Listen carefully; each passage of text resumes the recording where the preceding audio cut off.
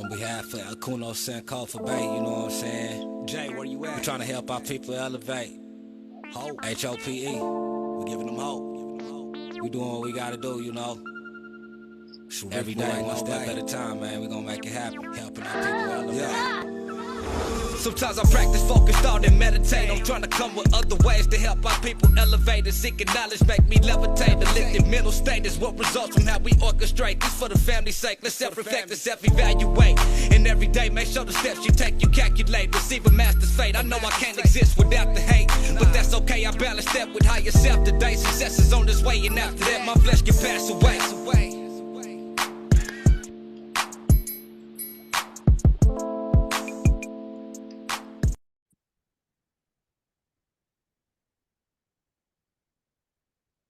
I guess a delay.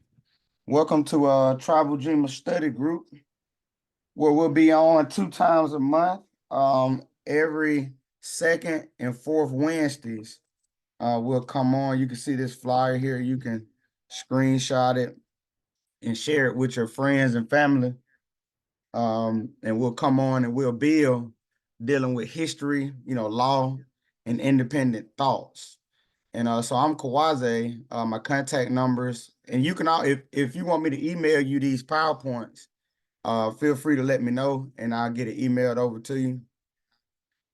And my contact number is on the screen here: 706-957-2110.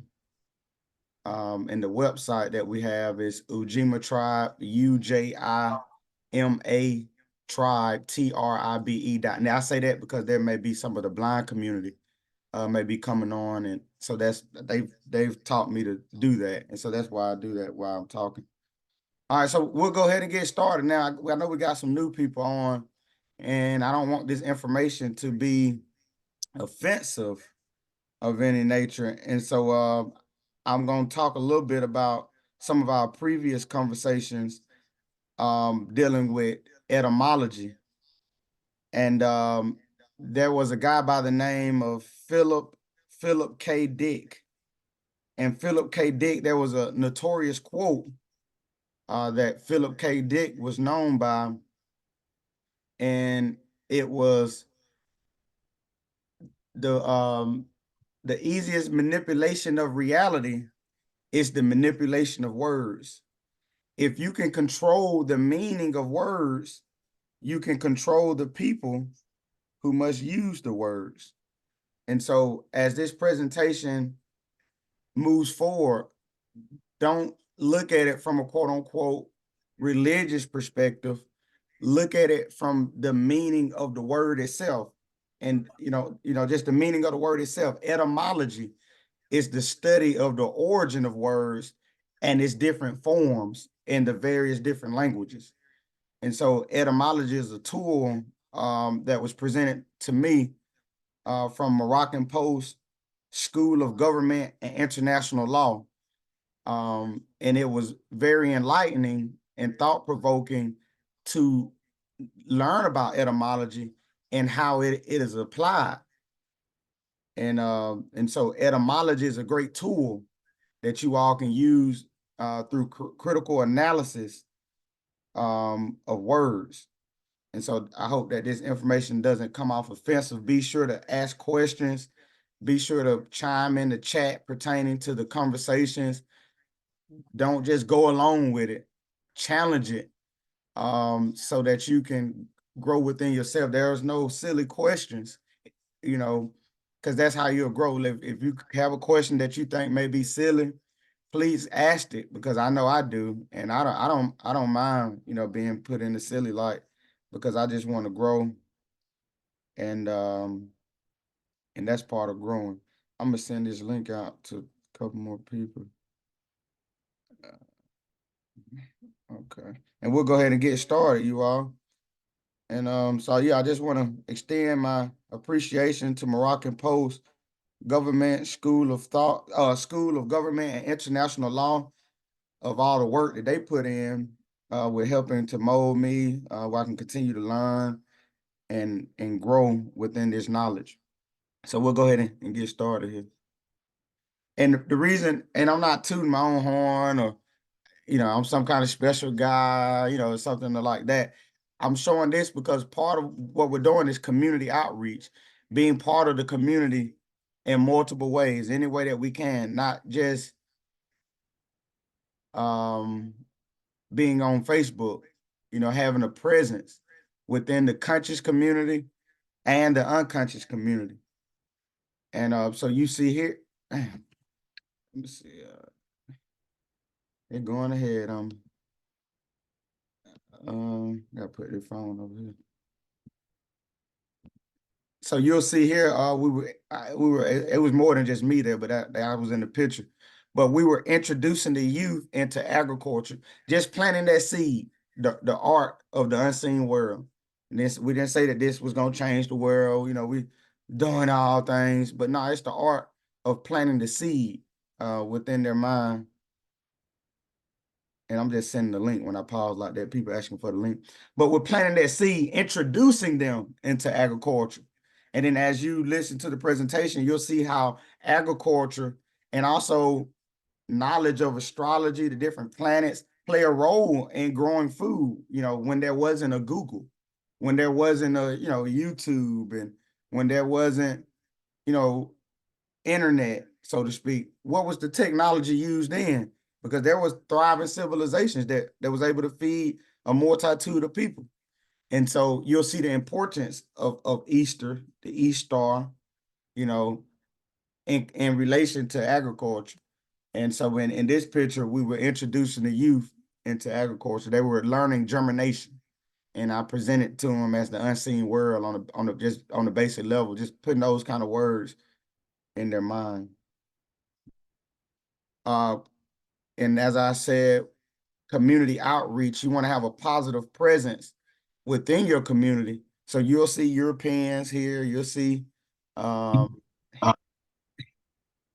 Indians, Hindustanians, you'll see Koreans, you'll see unconscious Moors, you'll see Europeans.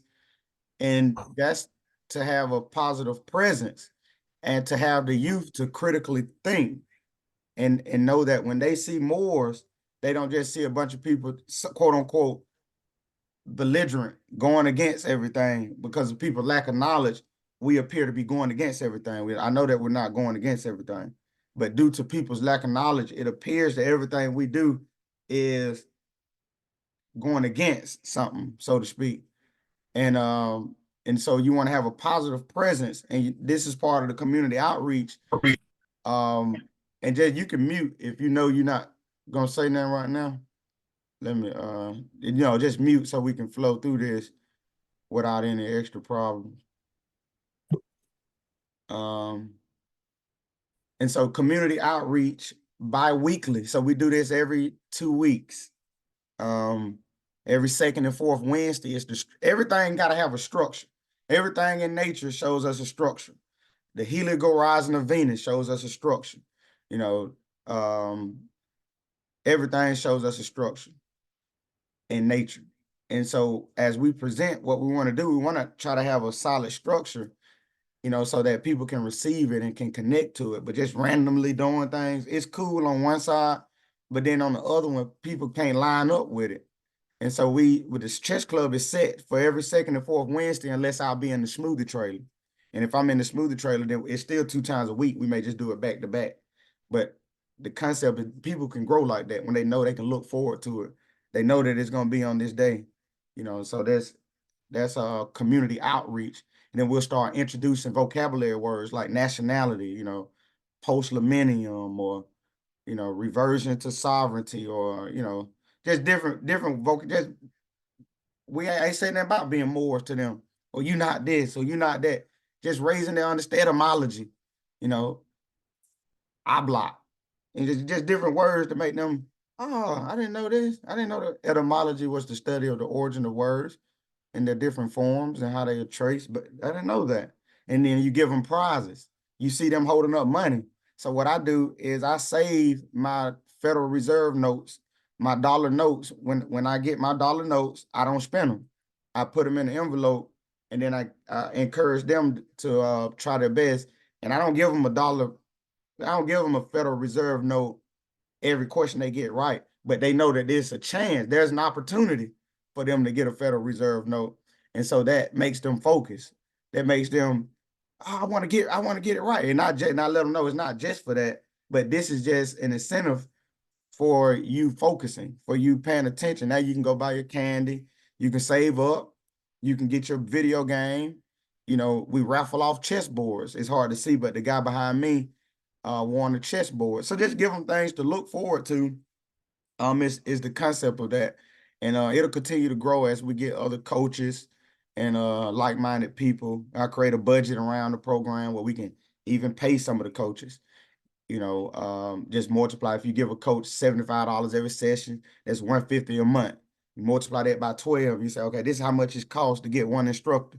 Then you get 2, 3 instructors, and you figure out how much that costs.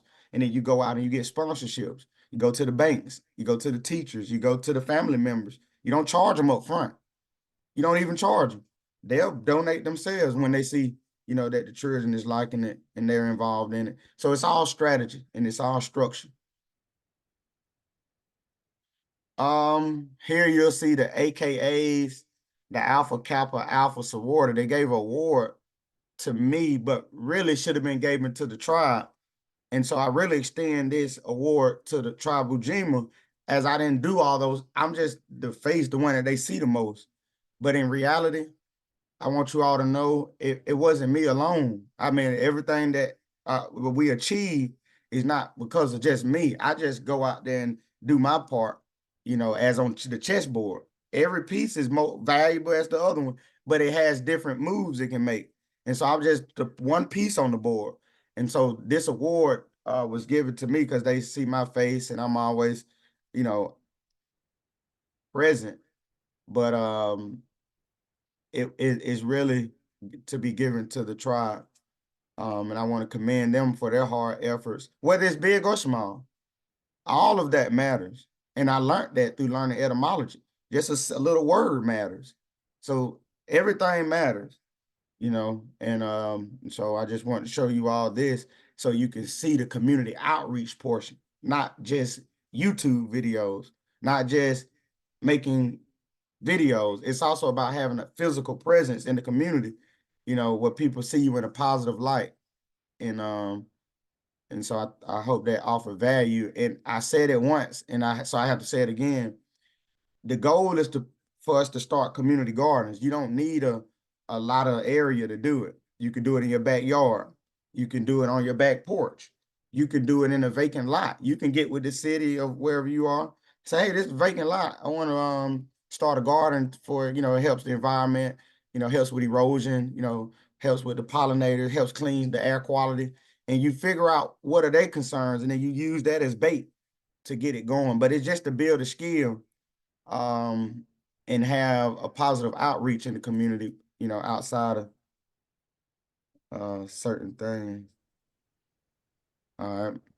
So I just wanted to offer that information, and I hope that it was valuable.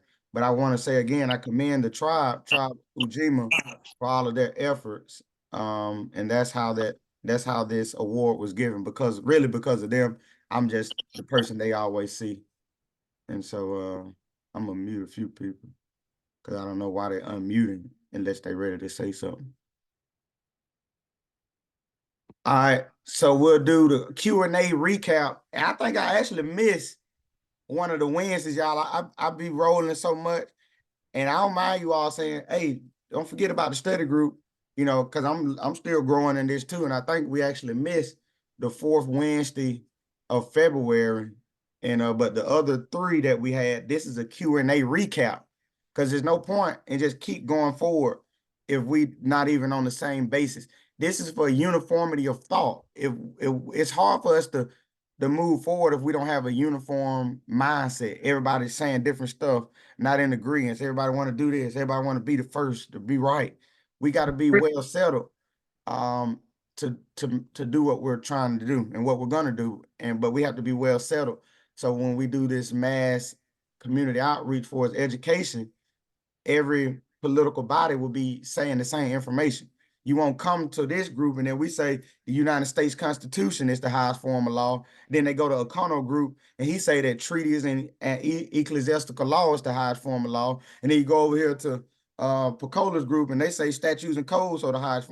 Then nobody can take us seriously. They say, oh, these people are all divided, and then you start to be infiltrated like that. I mean, it's art of war. Everybody know that, but us, I guess.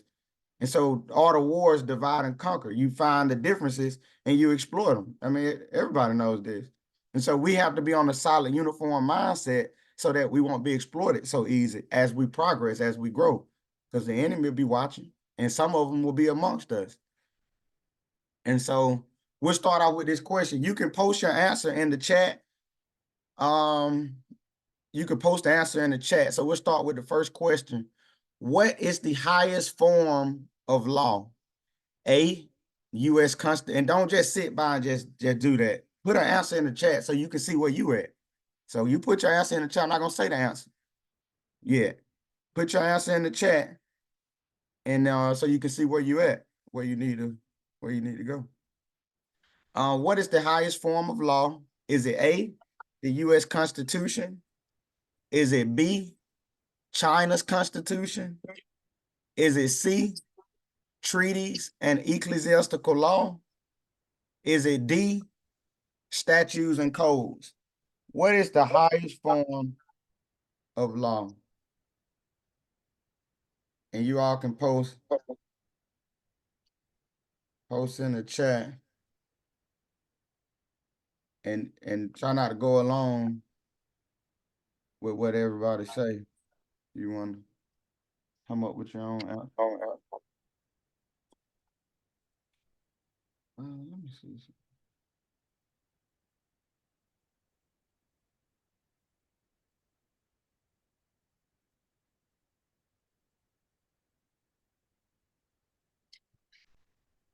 All right, I see a C. I see an E. I see this is good. D. You see a D. Okay. Okay. See an A. The U.S. Constitution. See this. I appreciate that. So this is why we're here. Wow. You see what I'm saying? Let's see what's going on. All right. So those of you who coming in, if you are not ready to speak, then it'll probably be best if you just keep it muted, because you may have somebody talking and doing whatever you're doing, but we don't want to disrupt the study group with just unnecessary stuff. And so feel free to mute yourself until you're ready to talk. You come on and talk. Now, don't get me wrong, but until then, just keep it muted. All right, so we got some C's, we got some E's, we got some D's, some A's.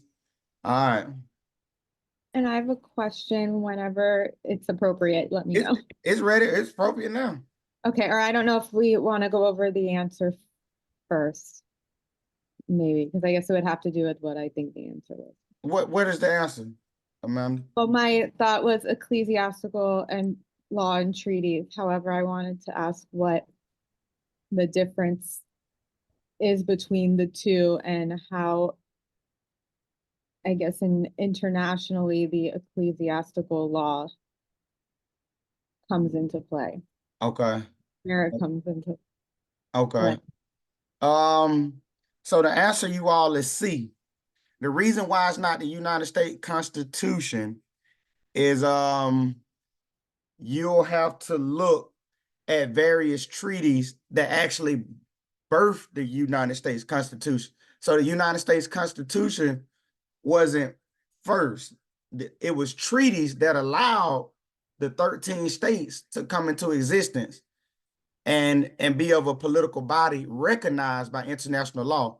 The United States Constitution is state law, their political body of the organized 13 states that was added on as time progressed. So the Treaty of Paris of 1783, which ended the Revolutionary War, is when you had the Declaration of Independence. You all heard of that in school. The Declaration of Independence is when the British patriots rose up against their mother. So the British people of the colonies, they said, we're tired of our mother. we're gonna raise up against our mother. We're gonna show mama that she's, who we are. And so they went to war against mother. And as they were fighting, a treaty came about that would determine how this war would end. And so the American Revolutionary War was ended by a treaty. So the supreme document was the treaty. The Constitution for the United States didn't exist in 1783. You had the Declaration of Independence, and then you had the Articles of Confederation, and then later you had the U.S. Constitution. And so the Treaty of Paris of 1783 ended the war when the British patriots rose up against their mother.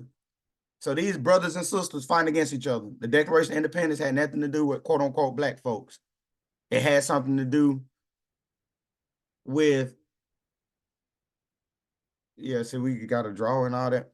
It had nothing to do with quote unquote black people. It only had something to do with their political position for as being taxed and how they would, operate amongst themselves. But it had nothing to do with, why we gotta do that? It had nothing to do with quote unquote black people. And I just say that because I know where we are, the person that said that. And so the Treaty of Paris of 1783 birthed the 13 states. And then they had a constitutional convention, and then they eventually came up with the United States Constitution. But that was like in 1789. But so we got to look back before that, the Sankofa bird, we look back before that date, and then you'll see that treaties are the arrangement on how states deal with one another, how China deals with France. It wouldn't be the China Constitution wouldn't override the French Constitution. So what do these now? If you in China, then the Constitution would apply to the citizens. But how one state, the body of people, deals with another state, they go into the treaties. So China would deal with France through the treaties, and the Constitution would be how the citizens operate amongst themselves. So they would be a civilized body of people, and they had a way that they will operate with one another. So the United States Constitution wouldn't be the answer. And in the previous, some of the study groups, you can go back and watch them, and you can get on the Moroccan Post Media and watch some of those videos to get a better comprehension of that, but the answer is treaties and ecclesiastical law. The difference between treaties and ecclesiastical law is the ecclesiastical law is dealing with like a seer, like your Muhammadan rule, where they get extraterrestrial knowledge from the unseen world, and then they give people guidance based on divine thought, which is embodied, through religious texts on how they deal with each other. And so the only difference is, and Abdullah can help me if I leave something out, but the only difference is treaties are more so a relation between one state and another. Like the Pope is using ecclesiastical law, as when they the intercontinental. Yeah, and I guess with your explanation previously, I think was a good place to, with all of that context, to ask where the ecclesiastical law would fit into that in terms of how states are relating and interacting with each other. How does the ecclesiastical law, where does it fit in, either above or next to the treaties? Well, let me address that. Yes. Amanda had asked, you were in your question, Amanda, you had asked about the state, how did the state fit in to ecclesiastical law? All right, so let me address that. Let's look at, we have the Magna Carta of 1215. That's Pope John I and the barons and royal families. The ecclesiastical law principle is an ancient principle dealing with divine law, the seer and seership principle. The Pope, so the basis of that, the Roman states, the concept that Rome fell is a false concept. The Magna Carta, whereby the states come under the authority of the Pope, which is they actually are Roman states. So the Pope has taken the position as of both the seer as well as the Roman Caesar. So the modern Pope, that position now is the seer, Roman Caesar, and the seership principle. And the states are corporate souls. So the states, the European states, are on the authority of the Pope. So this ancient principle is still being applied in practice. So what the Albions have done was taken our ancient seership and divine law principles and use it for themselves, to build up themselves, to maintain the control of our stolen wealth for themselves, to divide up the conquest and spoils of conquest and colonization for themselves. So I mean, they're not using it for our benefit; they're using it for their benefit. So these are so that the statement where you have the night orders were the Crusades against the Moors, was 1095 to 1235, whereby the night orders were established by these ecclesiastical souls. And if you do any reading where the Pope attended these coronation ceremonies of the various kings and queens of Europe, so you can see whereby the Pope having the authority over the kings and queens of these kingdoms, because when you're looking at the night orders, they'll say they are defenders of the Christian faith. Well, Christian in its etymology is charis, but used in how they're using it when they say they're defenders of the Christian state, they are corporate souls on the authority of the Pope. The Pope is the head. That is the Caesar. So the political position, the Caesar, Roman Caesar, and then you have the seer, all right, were placed as placed in one position. So they actually merged both the political, all right, of the head of the Roman Empire, Caesar, and the seer into one position, the Pope. And just look at what the Pope wearing our royal headdress, the mitre, and which is actually the upper royal sovereign crown of Upper Egypt. And you have the cross keys of Chaldea. So the Pope is wearing the cross keys of Chaldea, and that's the galactic cross. Then you have the staff, which has two intertwined snakes ascending a pine cone. So it's right in front of our face. So how the states, the European kingdom, and these modern European states relate to the Pope is that they are corporate souls under the authority of the Pope. So this structure is ancient.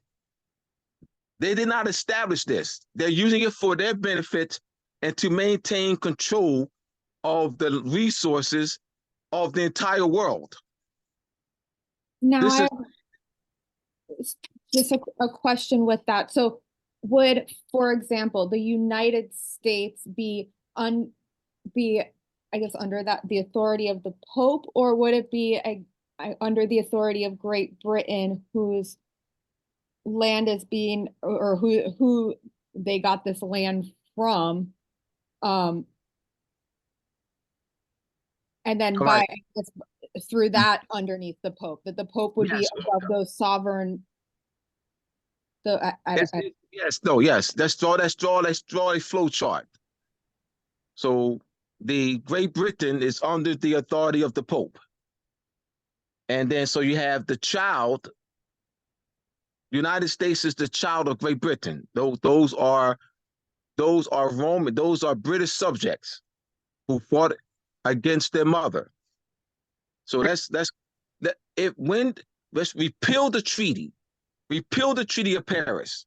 So the Treaty of Paris, between the definitive peace treaty between Great Britain and the United States, doesn't exist anymore. So let's imagine that. Doesn't it? It's been repealed. It's repealed. We negotiated. We say, World Court, all right. Great Britain, we dealt with the end of decolonization. All right. So the repealing of the treaty. So the treaty, so that means they go back to their position then. So the treaty is repealed.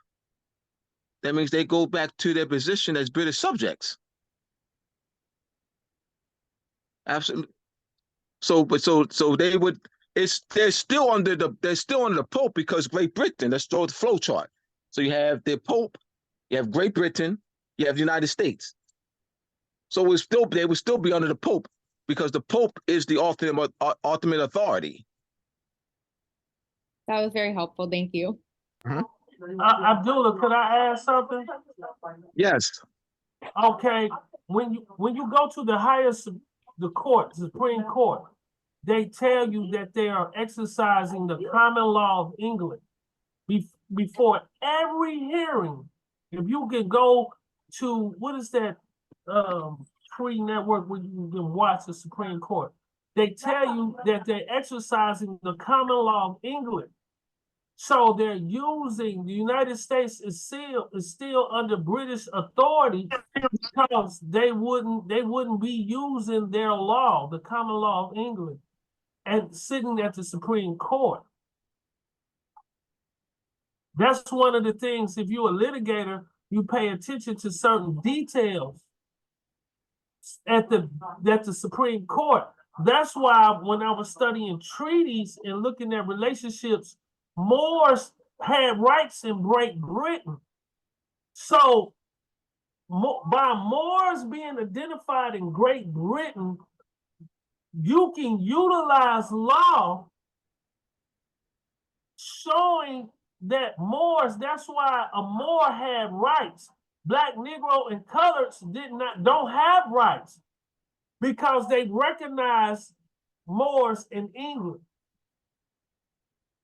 Understanding, when you start looking through case law and understanding the relationship that the United States have, you will see those correlations. I just wanted to add that to give some people some clarity, if you understand the relationship that's going on with the colonizing of land. Like even over in India, they use the common law. If you look at the Supreme Court, they're gonna tell you they use the common law of Great Britain. Why would they use their law? I yield. Let me give exhibits. Let me give exhibits to King. So I'm gonna give King, let's give exhibits. Let's look at some exhibits. All right, Exhibit A, go to Moors and Masonry Part 1. The treaties between Great Britain, England/Great Britain, and Morocco. Treaty between Great Britain/England and Tunis. Treaty between Great Britain/England and Tripoli. Treaty between Great Britain/England and Algiers during the 1700s. These are exhibits to support what King was saying. In those treaties, you'll say they'll have in the British, throughout the British Dominion. So King is right, whereby Moors, those treaties protect Moors in the British Dominion. So we're going to give exhibits, which are those treaties. So when conscious Moors who do have not studied on this level, because they're conscious Moors who will dismiss things by saying, oh, the treaties are old. What's their intended mean? We know what they're saying. We know when there's conscious Moors who say the treaties are old, and they're right, the treaties are old, they're correct. But that's not what they mean. That's what they say. They're saying the treaties are old. But what's their intended meaning? Their intended meaning is the treaties are void. So they don't mean to say the treaties are old. They mean to say the treaties are void. Abdullah, your claim is that the treaties are not void. Abdullah, where is your exhibit? The 1952 case. I'm just showing y'all how to argue, y'all. Since I'm doing this, just follow my flow. My claim is the treaties are not void. My support, the 1952 case between France and United States in the International Court of Justice. The primary type of treaties that were used to determine the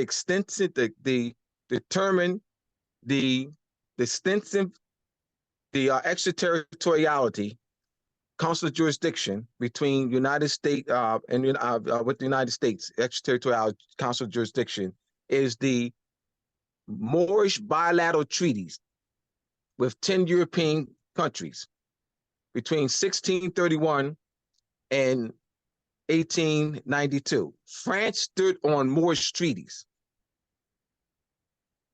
So they're conscious, because the reason why those conscious Moors will just blurt out and say without any research that the treaties are old is because that doesn't fit their position.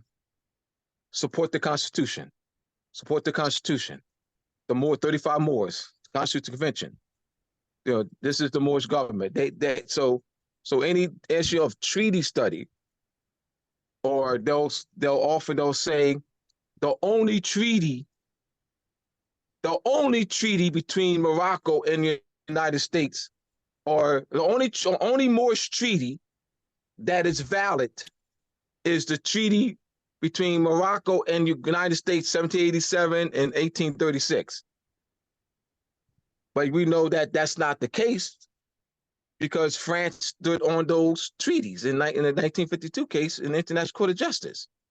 But this is due a lack of study, though. These are some conscious Moors who have not studied, in depth of treaties, in those Moorish treaties. So I'm gonna just give me one more minute. Those treaties that those conscious Moors saying are old, those Moorish treaties between the European powers, France and with Spain and Belgium and the Dutch Republic, those treaties dealt with the ending of slavery issue, returning captives. The Moors had Europeans as captives, also swapping, dealt with those issues. Also extending protection to European powers so that Europeans can expand their trade and commerce. So these European powers expanded their trade and commerce through those Moorish treaties.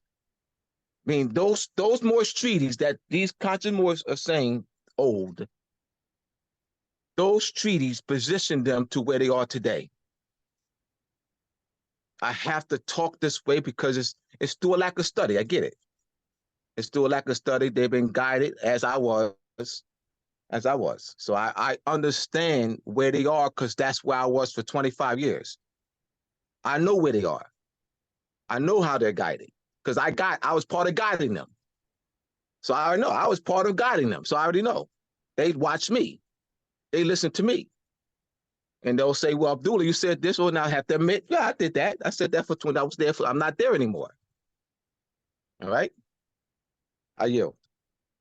All right, peace. Appreciate you, Brother King and Professor Bay. We'll continue right along. So in statutes and codes, somebody said D. Statutes and codes are just an act of legislation through through the United States Constitution from their central body, the Congress, that was established during the Constitutional Convention when they needed a stronger central body when they created the Congress. And so statutes and codes wouldn't be the answer either, because those are just acts of legislation. You have statutes and codes that'll come out every other day that you won't be a part of the decision making, but it'll quote unquote apply to you because of the dead status that they have us in, and that's Black, Negro, color, African American. All these are misnomers, and puts us in a position of a dead status with no, and a refuge status with no political protection. And so statutes and codes wouldn't be the answer either. And we knew that China Constitution wasn't the answer because China was in front of it. And so I just put that there so we would think, okay, so what makes the United States Constitution? If it's not China's Constitution, so now we're just going into political protection and how they plan on words to usurp your sovereignty, to put you in a position of servitude through language.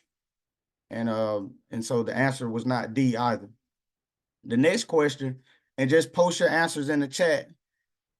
What gives the 13 foreign states, and the states are, like Georgia, North Carolina, South Carolina, New York, Rhode Island, etc. These are the 13 states that was the original 13 states. What gives the 13 foreign states authority to operate in the British zones in Morocco? Anybody want to take a shot? Well, everybody take a shot. In the chat, post, is it A, did the Declaration of Independence give them authority? Was it B, the United States Constitution?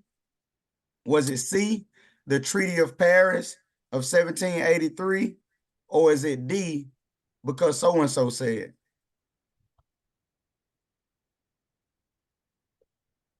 So anybody, is it because anybody on the planet said, or is it because the Declaration of Independence? Is it because the United States Constitution? Is it because the Treaty of Paris? If you're on, give it a shot. Just post your answer. Don't go along with what everybody else is saying. Go along with what you think it is so that you can grow. Everybody may be wrong. That's posted so far. If you haven't posted, give it a shot in the chat.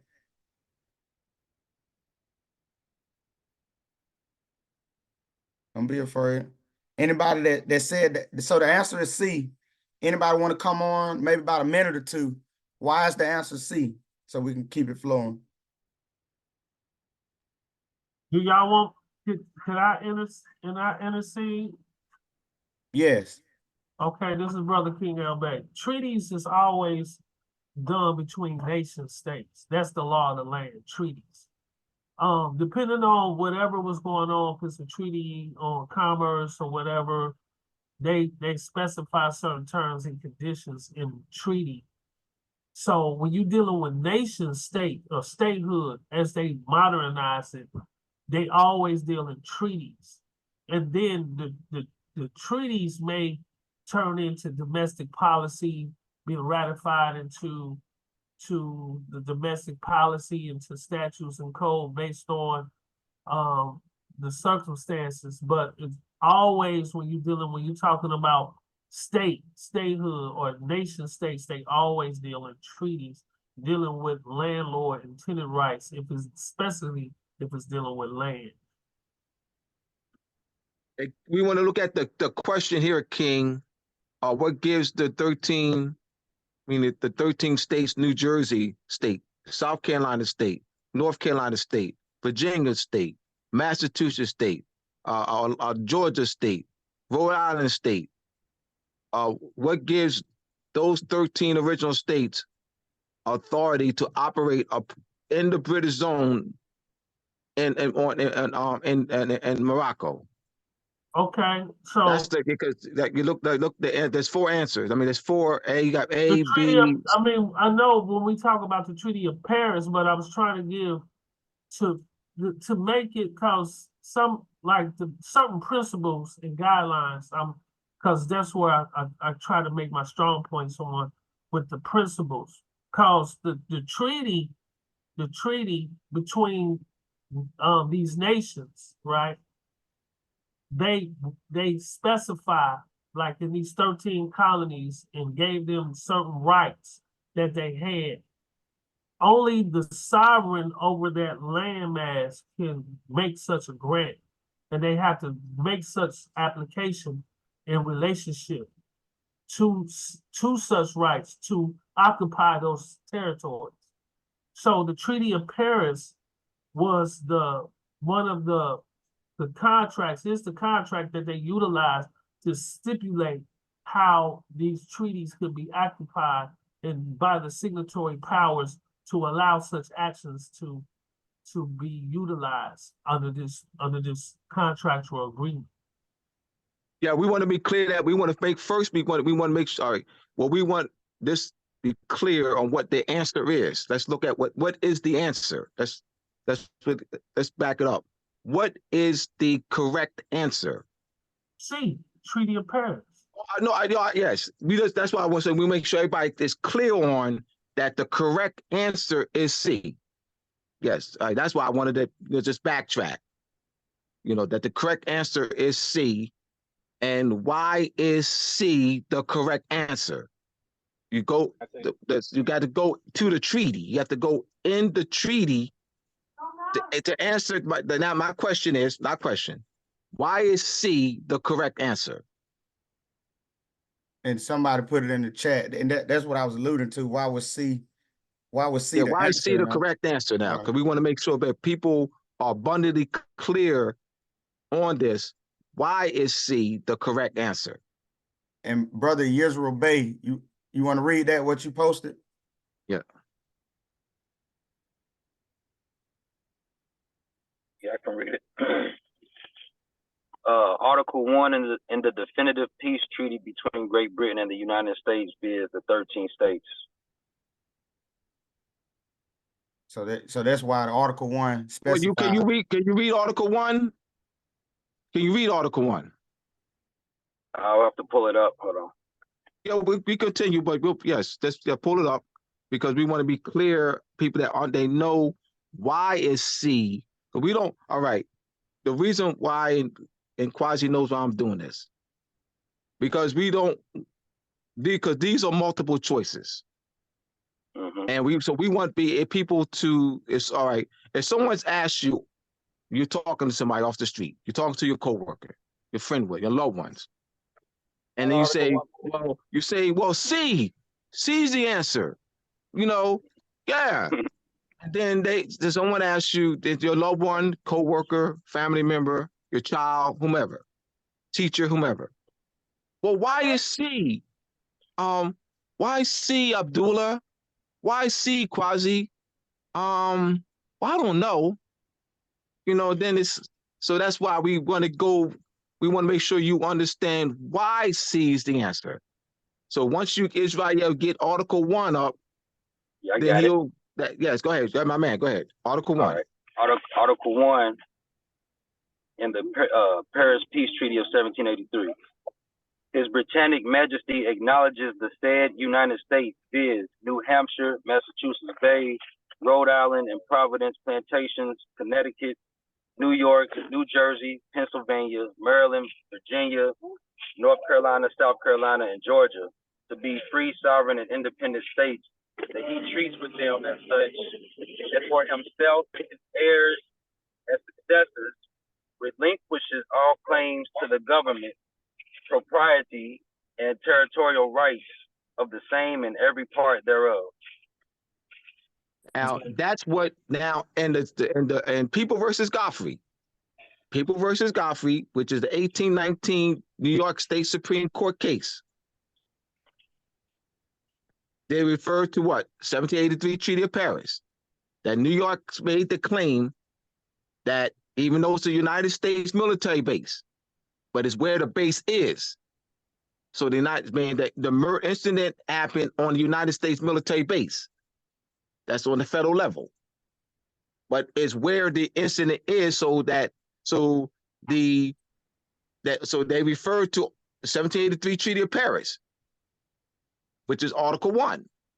So we want to be clear also that you can walk somebody through Article 1. You can actually read Article 1, and then that lets you know why, because they're going to refer to Article 1. I mean, so I just, we're gonna move on. I just want to be clear that we want to be specific in the treaty. Once you say C, then you go to the actual treaty to further, because that's the stipulations are there. The conditions are there. All right, so we can go to the next one. All right, thank you, Professor. And I'm gonna add, so when the policy enforcers or the officials, they say to you, you're in the state of Georgia, or I pulled you over in the state of Georgia, or I pulled you over in the state of Virginia, or I pulled you in the state of North Carolina, the state of South Carolina. The reason why they're saying that is the basis is in the answer C. Article 1 of the Treaty of Paris of 1783 is why Yes. they're able to say that. When they say that you're in Georgia, Virginia, North Carolina, etc., Absolutely, they're saying that because of Article 1 of the Treaty of Paris of 1783. So the highest form of law, they're using the treaties. And the first question, they're not using the Constitution. Is not what the Constitution don't give them authority to say that you're in Virginia, you're in North Carolina. It don't give them the authority. It's the treaty that give them authority, and that treaty is the Treaty of Paris of 1783. They using the treaties. They're not using statutes and codes to claim that. They're not using the China Constitution. They're not using the U.S. Constitution. They're using treaties to tell you that you're in the state of Georgia, you're in the state of New York, you're in the state of Virginia. I just wanted to add that. all right. All right. The next question, y'all put them in the chat. Y'all doing good. Why do people identify themselves as colors or races of people? So why do people identify themselves as colors and races of people? Is it A, because of self-determination? Is it B, people are colors? We are black people. China is yellow people and Koreans are orange people. That is true. Is it C, because Franco Bernier, Carl Linnaeus, and Johann Friedrich Blumenbach and others? Franco Bernier was a Frenchman. Carl Linnaeus was a German. And Carl Linnaeus was a Dutch. What was he? Swedish. Right. And Johann Friedrich Blumenbach was a German, and others. Or is it D, because Martin Luther King, said that? So why do people identify themselves as colors? We got some C's. Anybody else want to take a shot? Remember, if you're new to this, okay, C. You want to tell us, Professor, a little bit about Franco Bernier, Carl Linnaeus, and Johann Friedrich Blumenbach for about maybe 4 or 5 minutes? Okono, you up? That is up. Yeah, I'm right here. Yeah, Francis you Bernier, Carlos Linnaeus, and Johann Friedrich Blumenbach. Those are the fathers of the modern thought. What color is he? What color is she? Those are also the fathers of the concept of Caucasians being classified as white in the law dictionary. Anything else you want me to touch on that? Yeah, go ahead. Yeah. Answer is C. Well, I put C. Francis Bernier's Nouvelle de la Vision. What is it? Nouvelle Division de la Terre? Yeah, Nouvelle Division de la Terre. That's his book of his 12 years of traveling and classifying people as a race. The term race and color are used interchangeably. If you go to the Black's Law Dictionary and look at the word color and look at the term race, they're both used synonymously. Appreciate that, brother. So the answer is C, everyone. Great job. We'll go right along. The next question is, did you want to say anything else, brother? I'm good. You got it. I'm just here listening. I'm taking notes. All right. Feel free to chime in, to add value to anything at any time. The next question is, Who was the first country to recognize the United States outside of her mother, Great Britain? Was it A, Morocco? Is it B, Africa? Is it C, Asia? Or is it D, the Indians? Who was the first country to recognize the United States outside of her mother, Great Britain? Feel free to take it, especially some of the newcomers, so you can see where you're at and we know how to build with you. Don't be afraid, because A may not be the right answer. I had a feeling.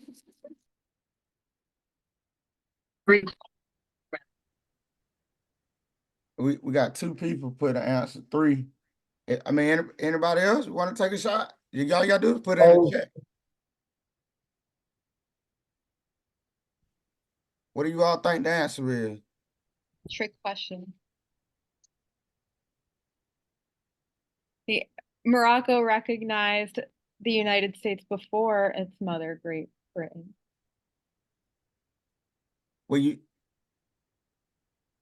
got the Treaty of Paris was 1783, and then Morocco recognized the United States in 1787. Okay, I'm sorry. I think it was. It was 1777 was the Declaration of Independence. the December 1777, and then there's an official Declaration of Recognition of 1778. Let me explain that.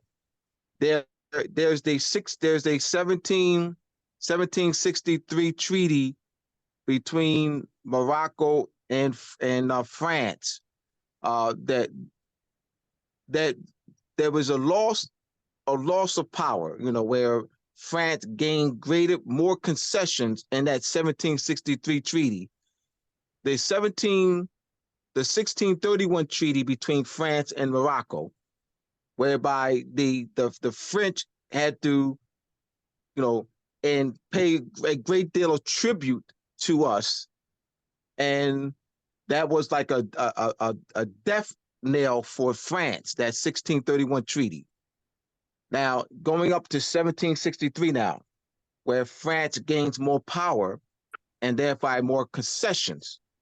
The French, I never knew this until this was last year. I knew that I've known for 30 years that Morocco recognized United States in 1777. But I now know why. Let me back up. I've known for about 25 years that what's his name? Stephen, I forget, pronounce the last name. It's in Moore's Masonry Part 1, Part 2. Well, anyway, he was recognized or appointed as consul by Muhammad ibn Abdullah for unrecognized, unrepresented nations, and I never knew why. I say, wow, and it's that treaty between Morocco and France, whereby France was given the French merchants.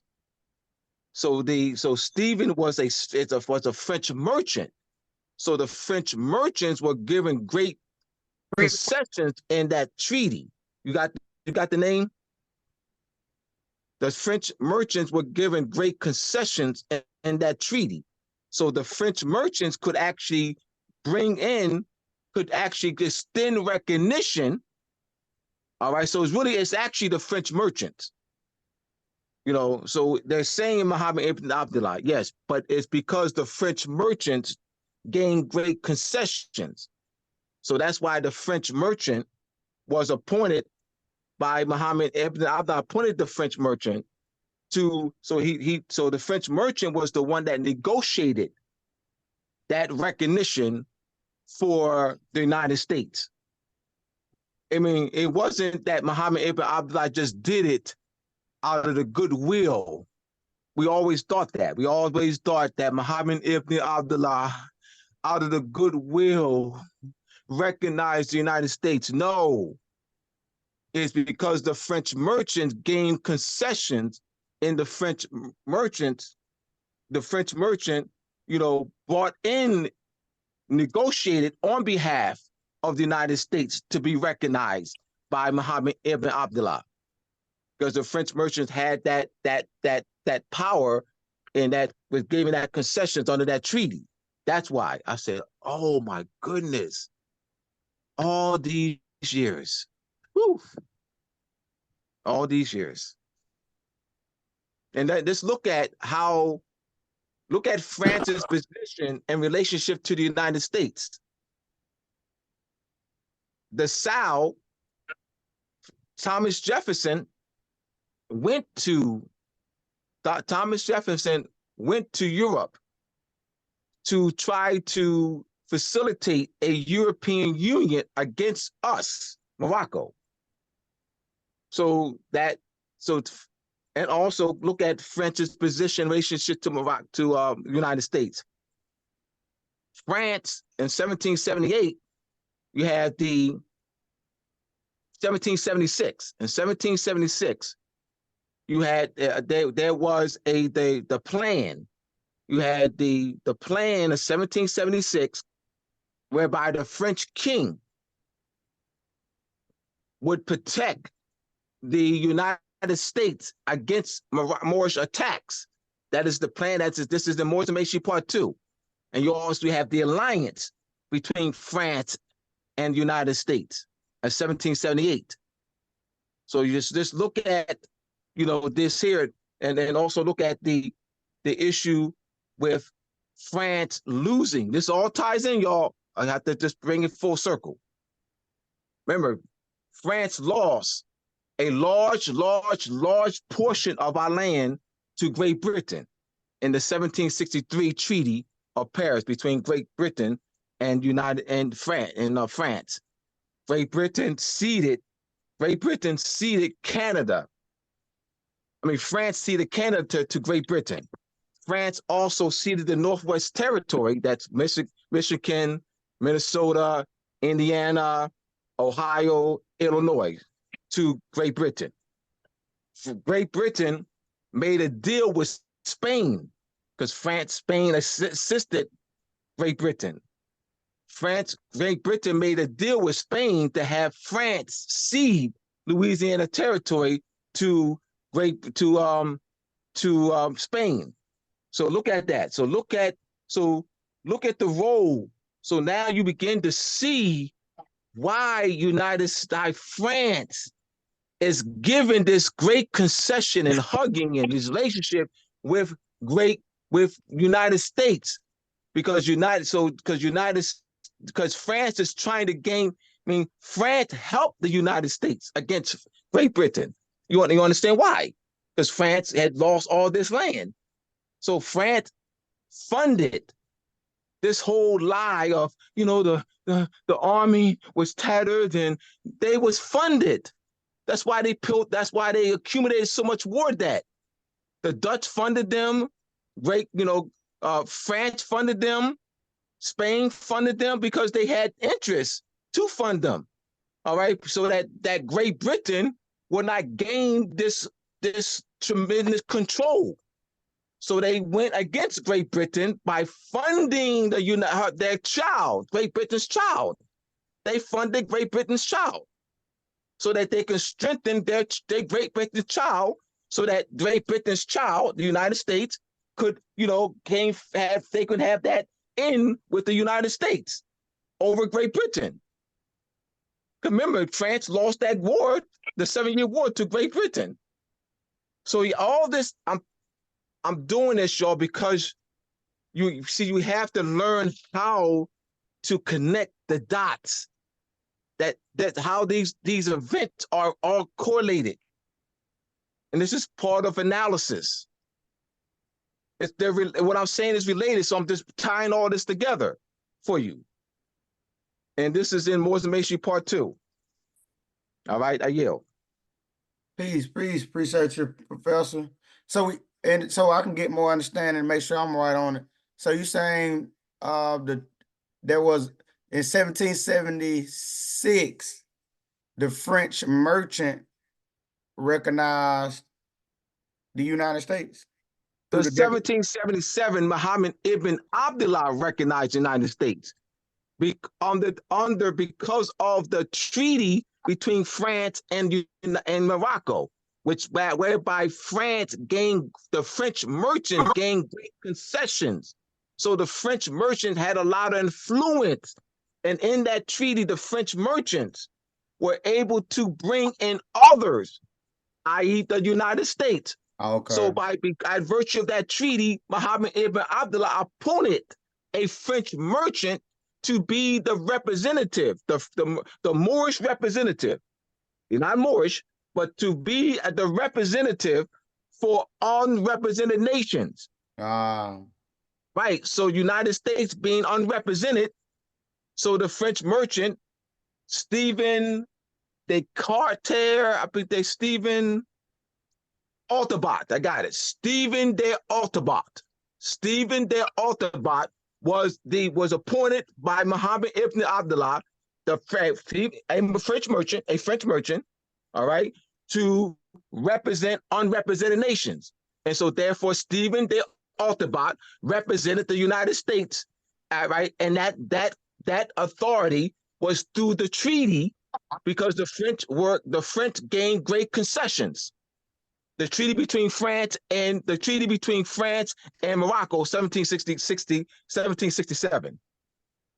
Islam. All right. So we'll move right along. And let me go back.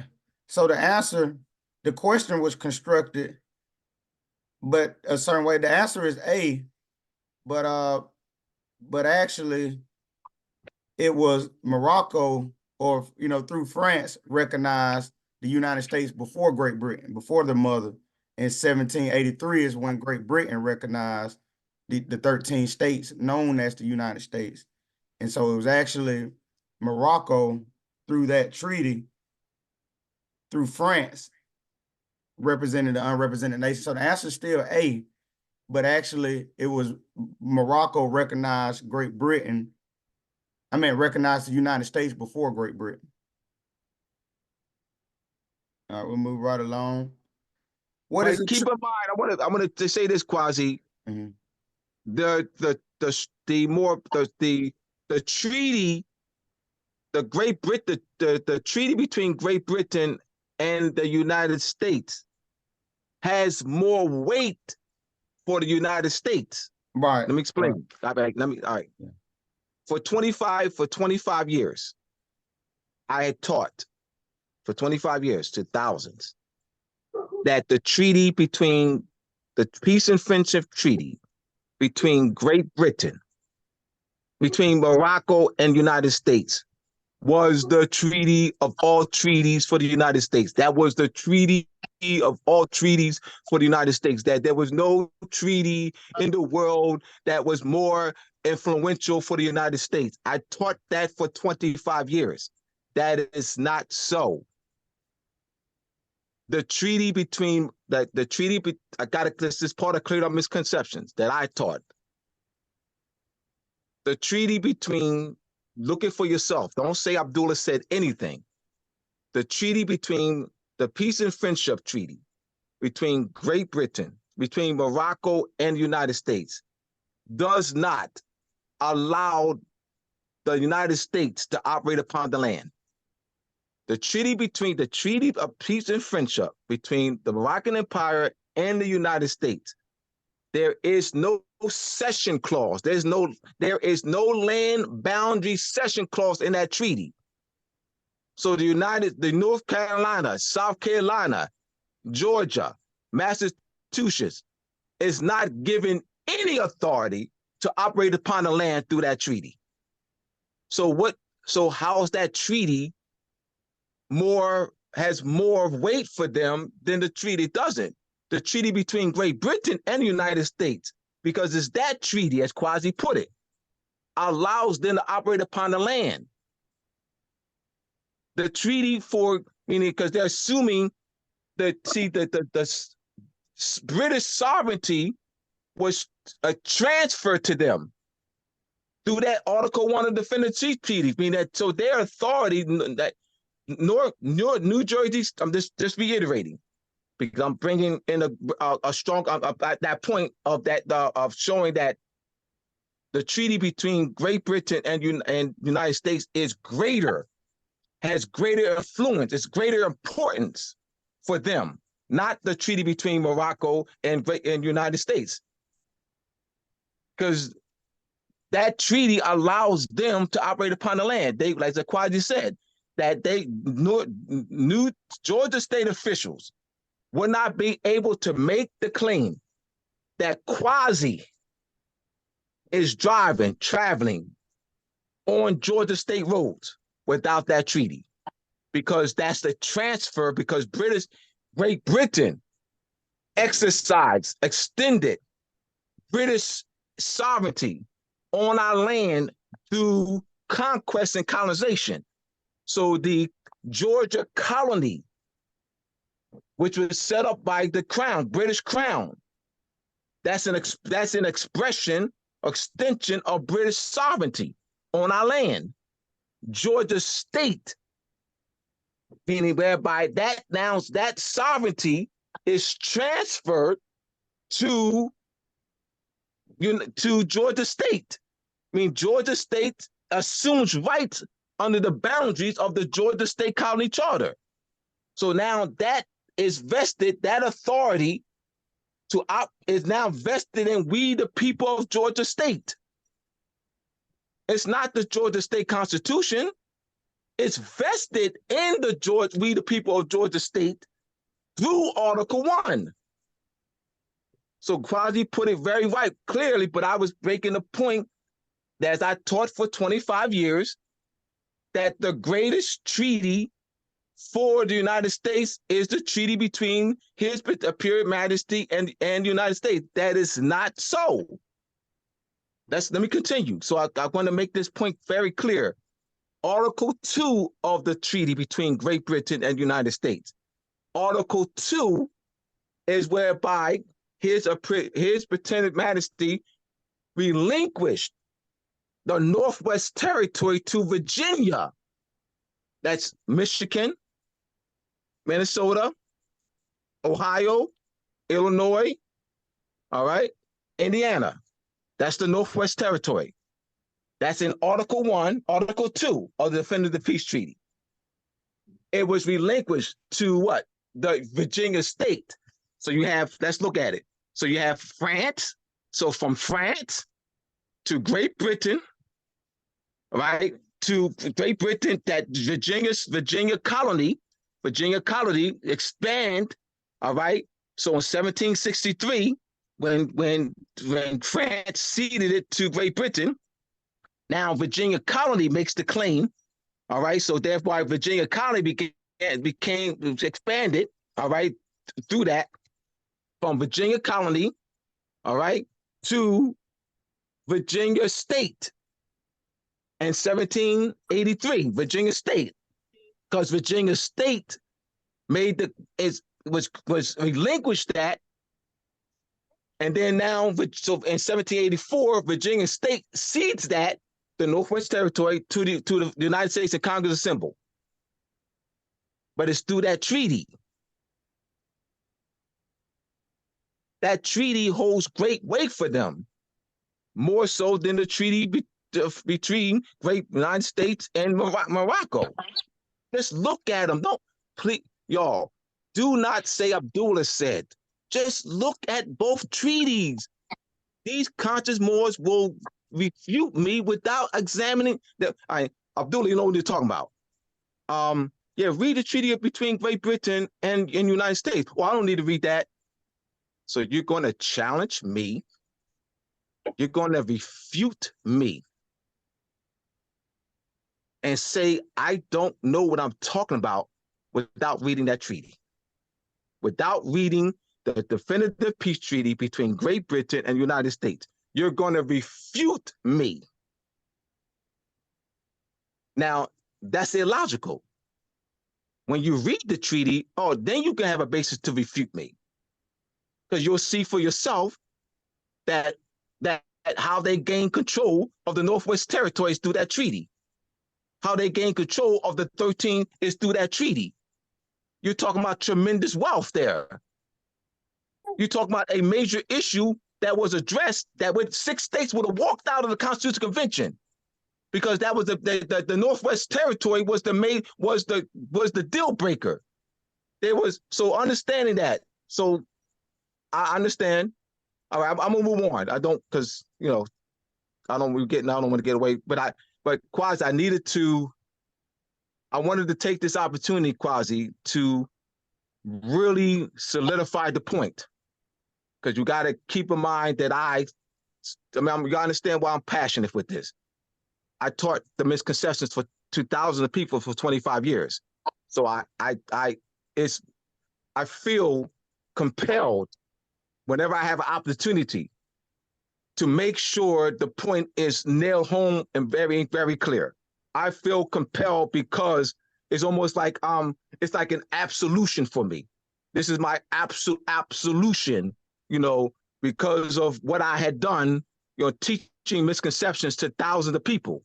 So I feel compelled to anytime to provide great clarity. Peace. I'll yield. Appreciate that, Professor. We'll move right along. What is a treaty? And as you all been doing, if you just came on, just try your best and don't follow what everybody else say, because that's what we've gotten wrong. We've been following what everybody else say. You post what you think it is, and then you grow from it, or you may be correct. You may already know. And so what is a treaty?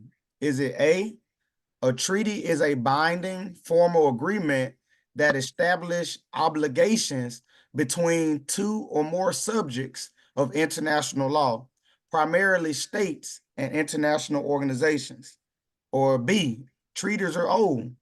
Or C, treaties are just like constitutions.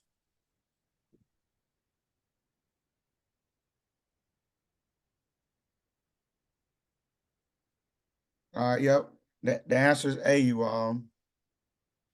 Our next question. What is a multilateral treaty? Is it a treaty to which one sovereign nation is a party? Or is it B, a treaty to which 2 or more sovereign states are a party? What is a multilateral treaty? 2 or more. Yep. So the answer is B. 2 or more sovereign states are parties. So there are treaties where they're more than just 2 states. There's a multiple states. The Act to Protect Morocco is a multilateral treaty. You'll see various different states part of that, nation states part of that treaty. And there are others.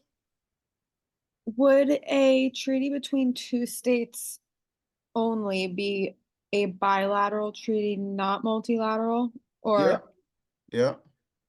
Okay. I thought that was one of the questions too in here. But yeah, you're right. I thought it was another trick. Another trick. Yeah, bilateral by 2. Yeah, just 2 nations. Yeah. All right. What is a sovereign nation? Is it A, 5 to 50 people who have a website and paperwork? B, anyone who makes the claim that they are a sovereign nation is a sovereign nation? C, a sovereign nation is a nation that has one centralized government that has the power to govern a specific geographic area under the definition set by international law. A sovereign nation has a defined territory with one government. These nations have a permanent population and can enter into relations with other sovereign countries.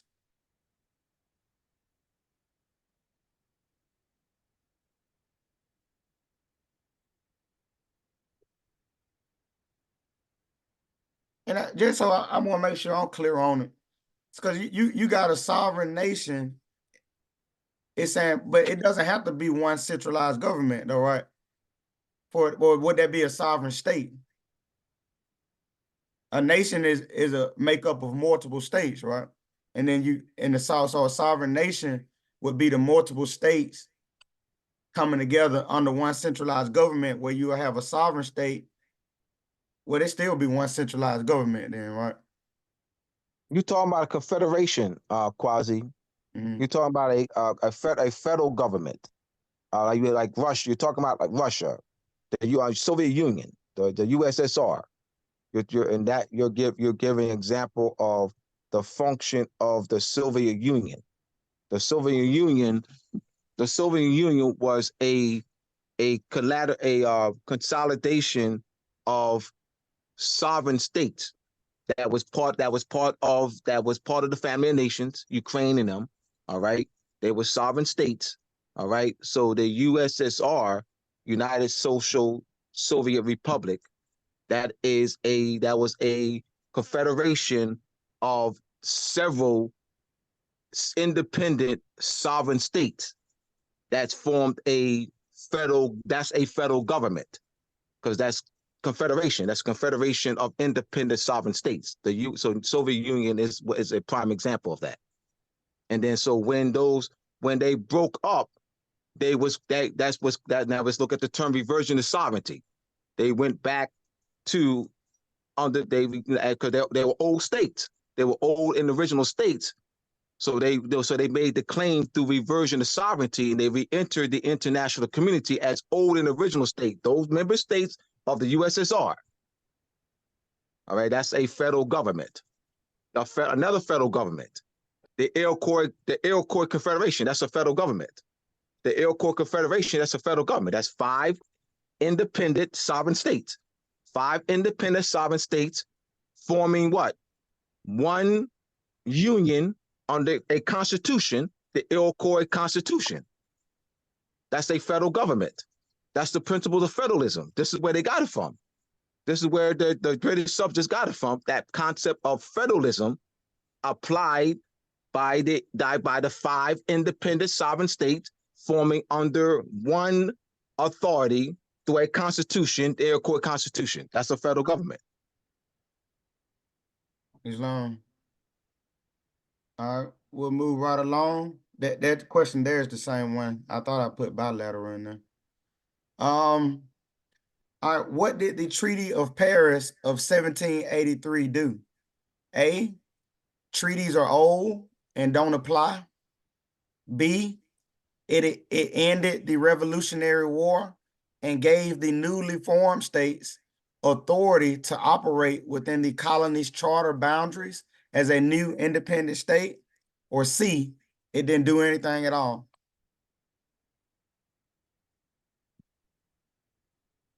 And you all on fire. Somebody said C. Well, it didn't do anything. You know, why you say C? It didn't do anything at all.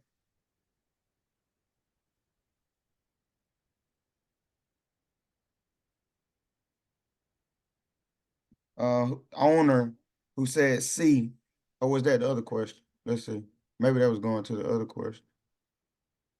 Yeah, I'm thinking maybe he meant that on the last question. All right. In the Treaty of Paris of 1783, go ahead. All right. Keep yourself muted unless you got something to say. In the Treaty of Paris of 1783, did the British loyalists lose their private rights?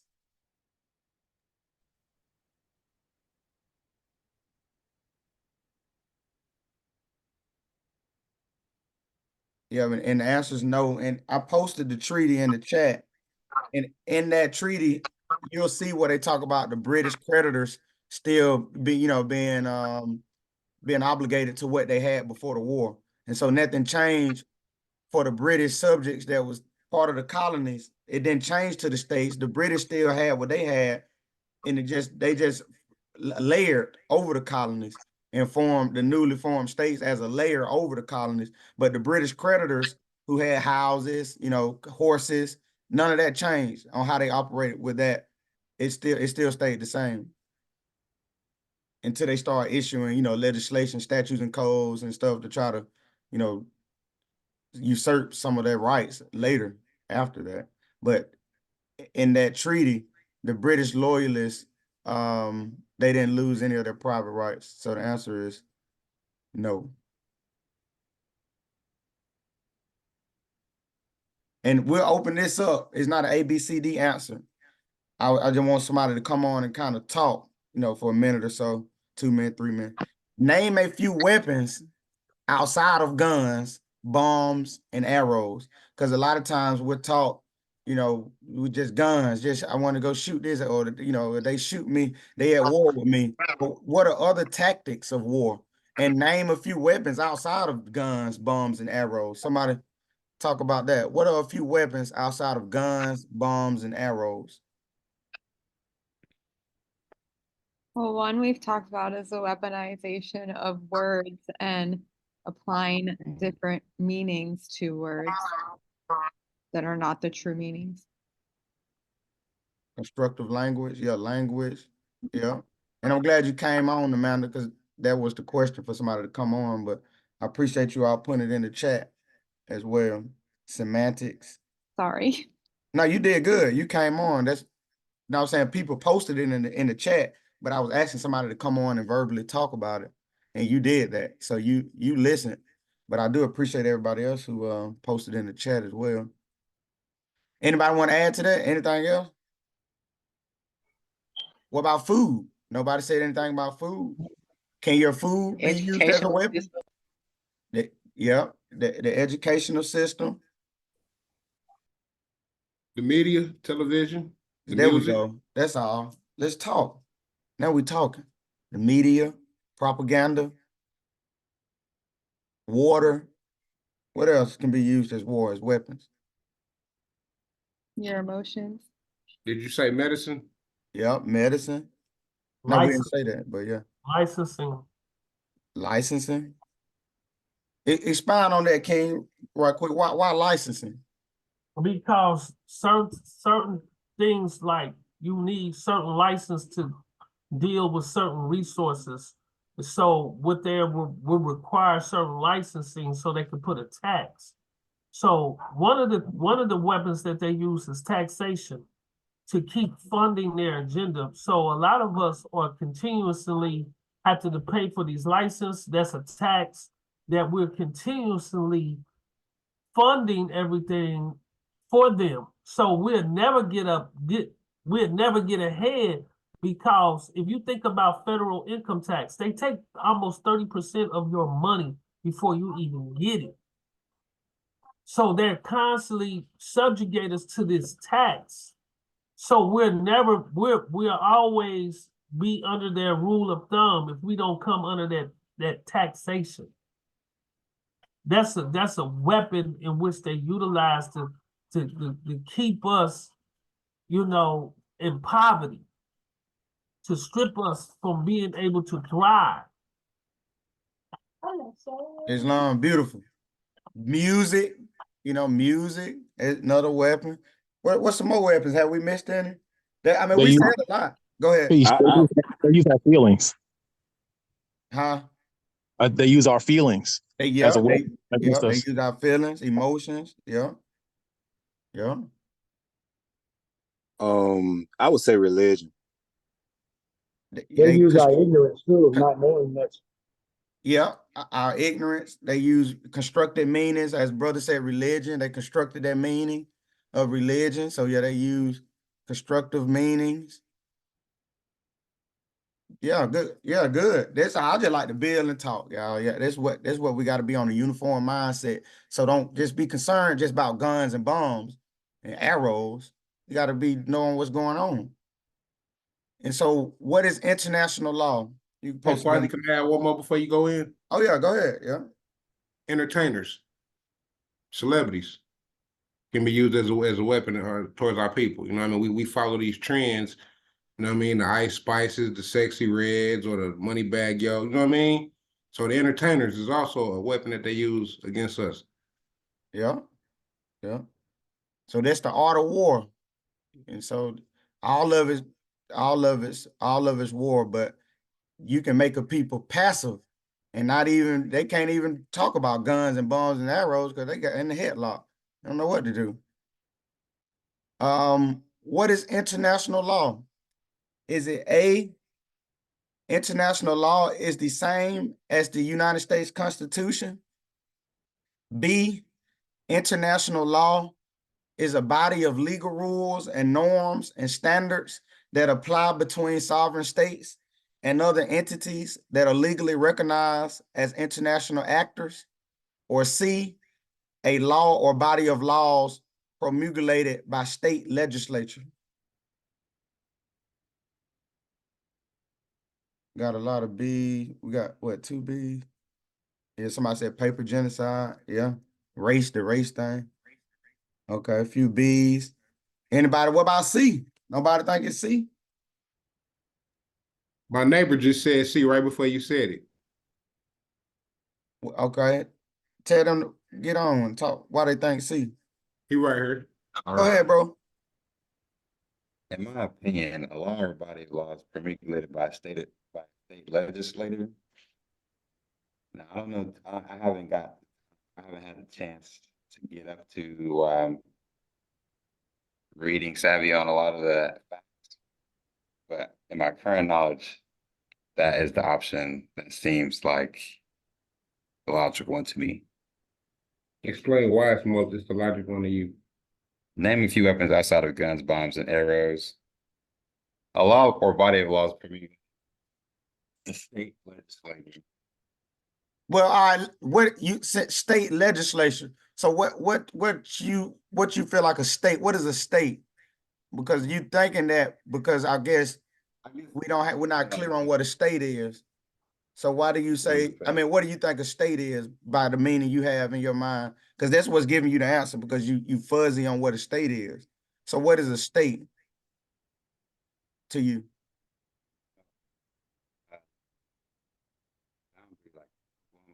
Oh, you kind of low. I'm assuming, so I'm in Oklahoma. So when I think of state, I'm just thinking territory of Oklahoma. I can't hear you, bro. It might be covered. Yeah, maybe hold the phone. No, I'm on my laptop. He just talked low. I'm sure y'all can hear me. So when I'm in Oklahoma, so for my example, when I think of a state, I'm thinking the state of Oklahoma, the shape of it, and then the statutes and rules inside of that state.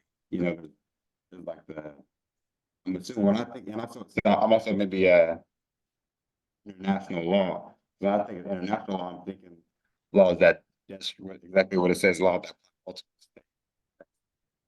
He kind of going in and out. But a state, if you go to, somebody can post the Montevideo Convention, I think rights and duties of states. In there, it gives the definition of state according to international law. And so a state has to have a permanent population of people. A permanent population of people, it has to have the capacity to enter into contracts and relations with other states. It has to have a seal, and a government body. And so a state legislature to another state would be foreign. So if you have Oklahoma would be foreign to Georgia, two different body legislatures. And so, but a state is regulated by international law. So how a state deals with another state is international law. A state within itself has its own legislature, but a state legislature wouldn't apply to another body, another state.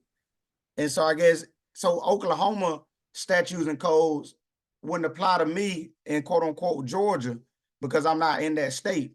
But how Oklahoma state deals with Georgia state, that would be decided within international law. That would be decided in how the states deal with each other in international law.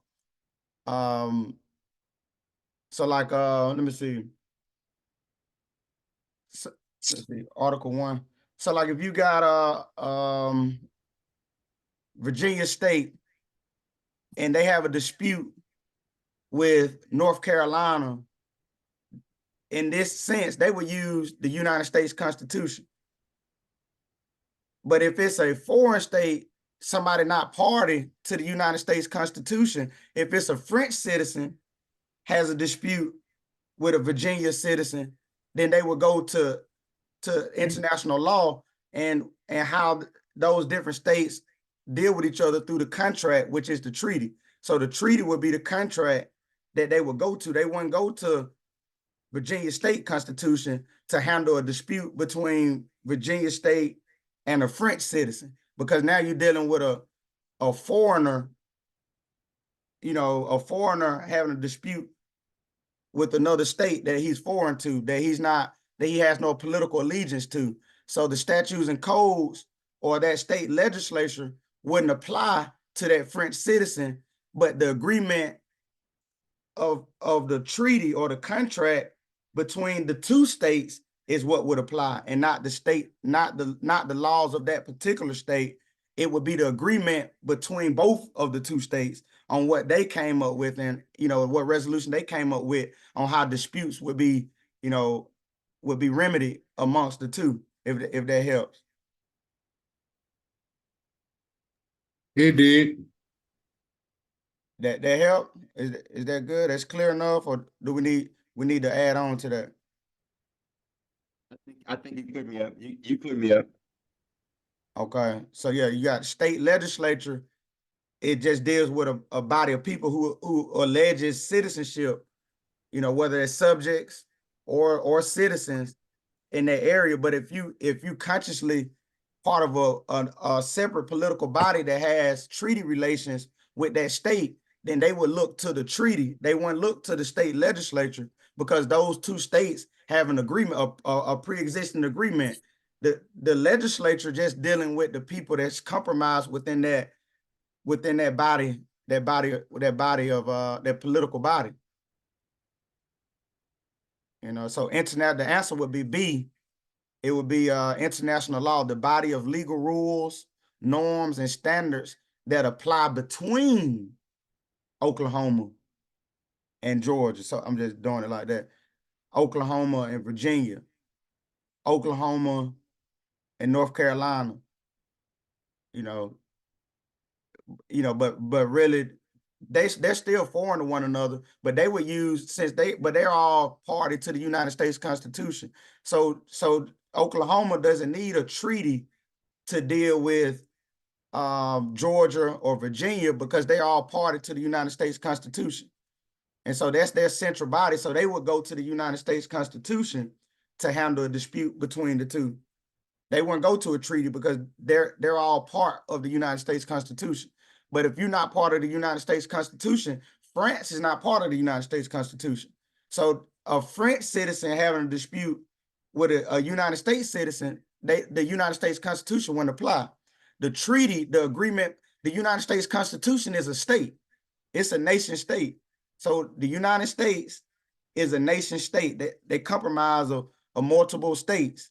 And so they all fall up under that agreement. But you have France, they're not part of the United States Constitution. So they would go to a pre-existing contract on how they deal with one another. And that's international law. Is that cool? The United States Constitution, those are great points, Kwasi. You really got this understanding. And embodied in the United States Constitution, heavily embodied in the United States Constitution, are principles of the law of nations and international law.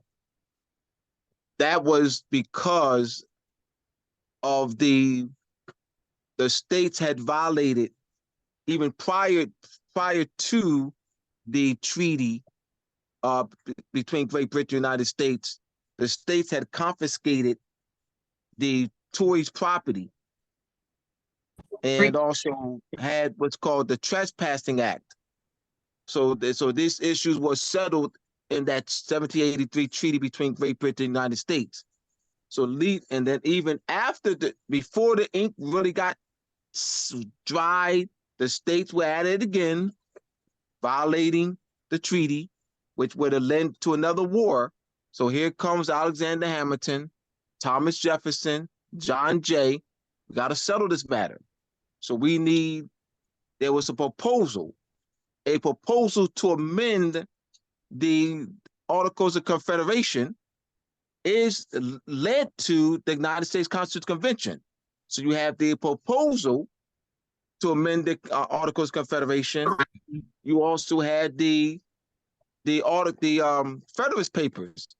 So Vattel, the book, the Law of Nations book, Law of Nations by Emir Dead Vattel, Alexander Hamilton, John Jay, and James Madison heavily referenced Vattel in the Federalist Papers. Vattel was heavily used, as well as the principles. So the principles, the law of nation principles are heavily imbued in the United States Constitution, whereas in the Articles of Confederation, not so. All right, just wanted to, and I'll post those tomorrow, maybe tonight, on the For the Love of Moors and the For the Love of Moors Telegram group, Telegram page, and for the Moroccan Post Media, Moroccan Post School of Government International Law Advanced Study Group Telegram page. I'll post those articles dealing with law nations principles heavily embodied in the United States Constitution, as well as the law nations principles, excerpts of Vattel used in the Federalist Papers. I'll post that so that y'all can have them for yourself, because I don't want anybody to say Abdullah said anything. I will give y'all exhibits. Islam, I think this is good. What I'm gonna do, instead of us trying to go through the Easter part 2, next week we're gonna just roll again with the study group, and we'll start directly with the Easter, because we got an Easter event coming up. We're gonna finish the Q&A, but next Wednesday, next week at 8, we'll do the Easter portion. It won't be as long unless we got questions. And so you all just mark your calendars and know that next Wednesday we'll come on and finish this PowerPoint. We won't be able to finish it today because I don't want to carry you all on too long. I want you to be focused and and be involved.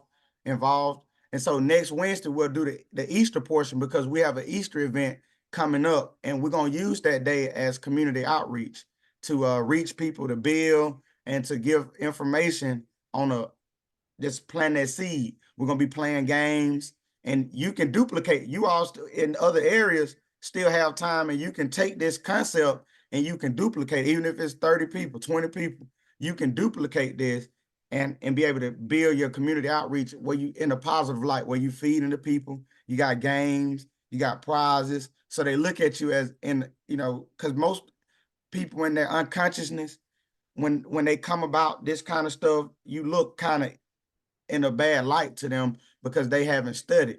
You look like you're against something that they are, or that they are not against. And you don't want to put yourself in a position where they don't like you and won't listen to you. And so you can use, our holy days, our astrological days that's been misrepresented. You can use these days to still go out and feed, and still go out and build and have a good time with people and laugh and joke, and take pictures and tell them to come back next year. So you building a report. You have a registry, like Brother Abdullah always tell me, and so you can follow up. You can get the emails and let them know about Okuno's study group, King study group. You can let them know about this study group, and you can follow up with them and kind of build a report where they just don't see you as a person always telling them what they're not, even though we know they're not that. I'm saying, but it's an art to it. It's not direct. None of that is. We talked about what war is. War's not direct. So also teaching the people won't be direct. You have to build a rapport and kind of talk with them, get to know them, do stuff for them, and and gradually plant that seed. And so it's the unseen world that we got to focus on and watering that. And so I just wanted to add that to it. So you all, I know I told you I would be doing the Easter portion, but we won't make it to that today. So next week we'll do the Easter portion. It won't be as long. And you can utilize these 4th of July, Easter, Christmas, parade. You can use all these different, what people used to, and you could begin to plant that seed instead of just jumping out tell them what they're not. You're gonna turn them off, and now they look at you already with a certain lens, you know, and that lens will be somebody that won't be good. And so you want to use it's an art to teaching them.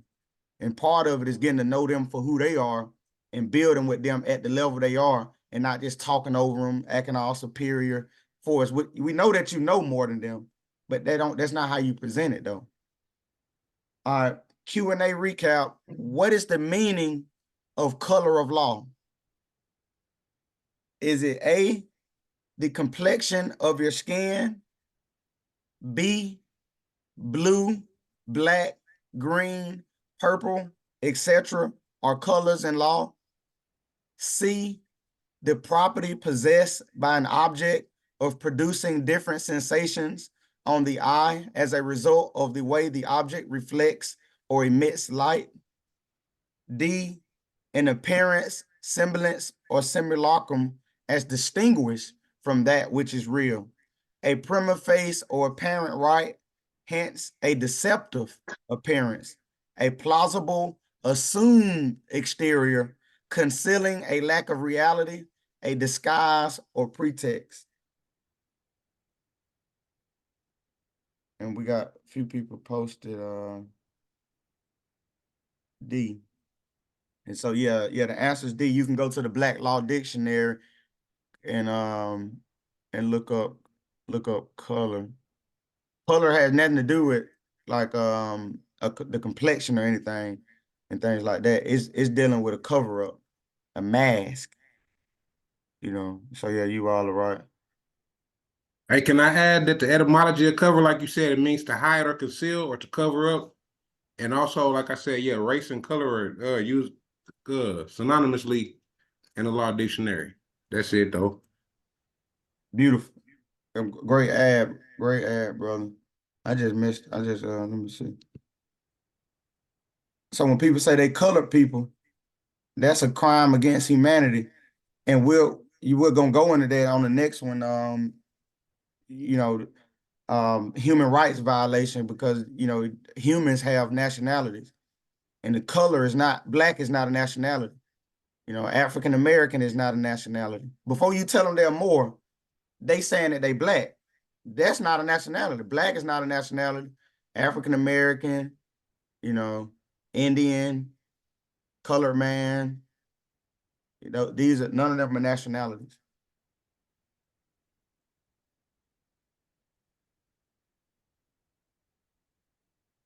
All right.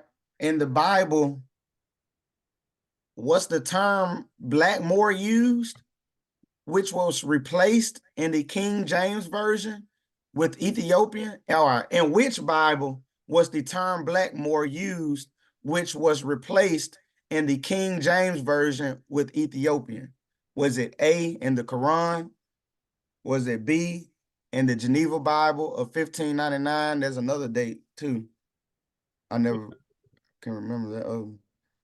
C, in Circle 7, Holy Quran, or D, the word blackmore, it was never used. And somebody said B. Let's see. I thought I seen a D. Oh, maybe I didn't.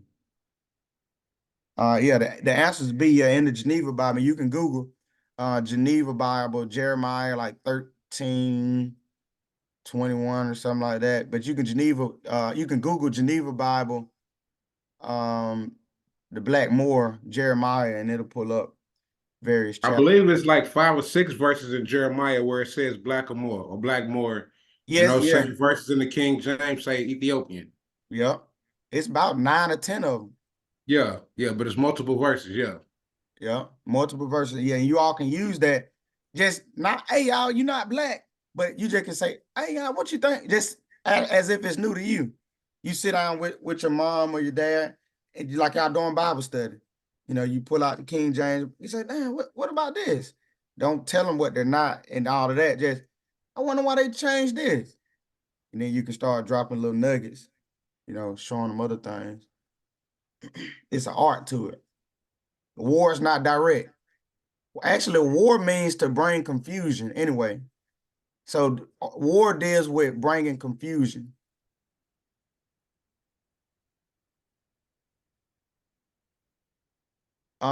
Which term below is not a nationality?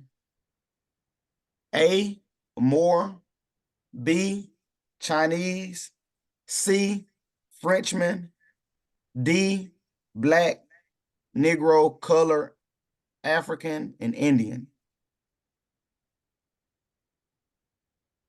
You got some D's. Oh, somebody, appreciate you, Carlos. You can see it right there. He posted one of them. So you can save that and you can share it with your aunties and stuff. Just sit down with them. Don't tell them nothing. Just, hey, I was reading this and you know what you think about it and see what they say. And you just go along with the conversation and see how you can, plant seeds in their mind. But don't turn them off when you're talking to them. Like telling the Crip, you ain't no Crip. Now they just want to fight because, you get the point. Yeah, the answer is D.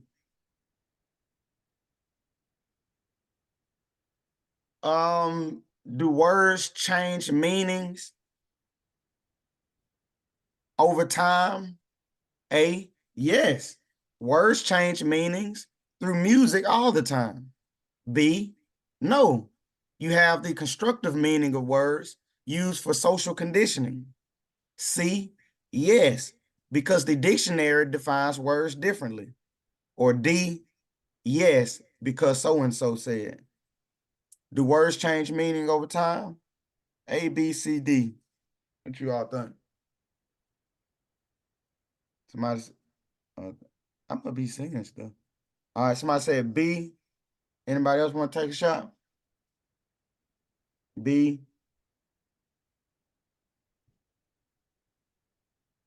So somebody talk about why y'all say B? Why B? I mean, because words do change through music all the time. So what about that? Why B?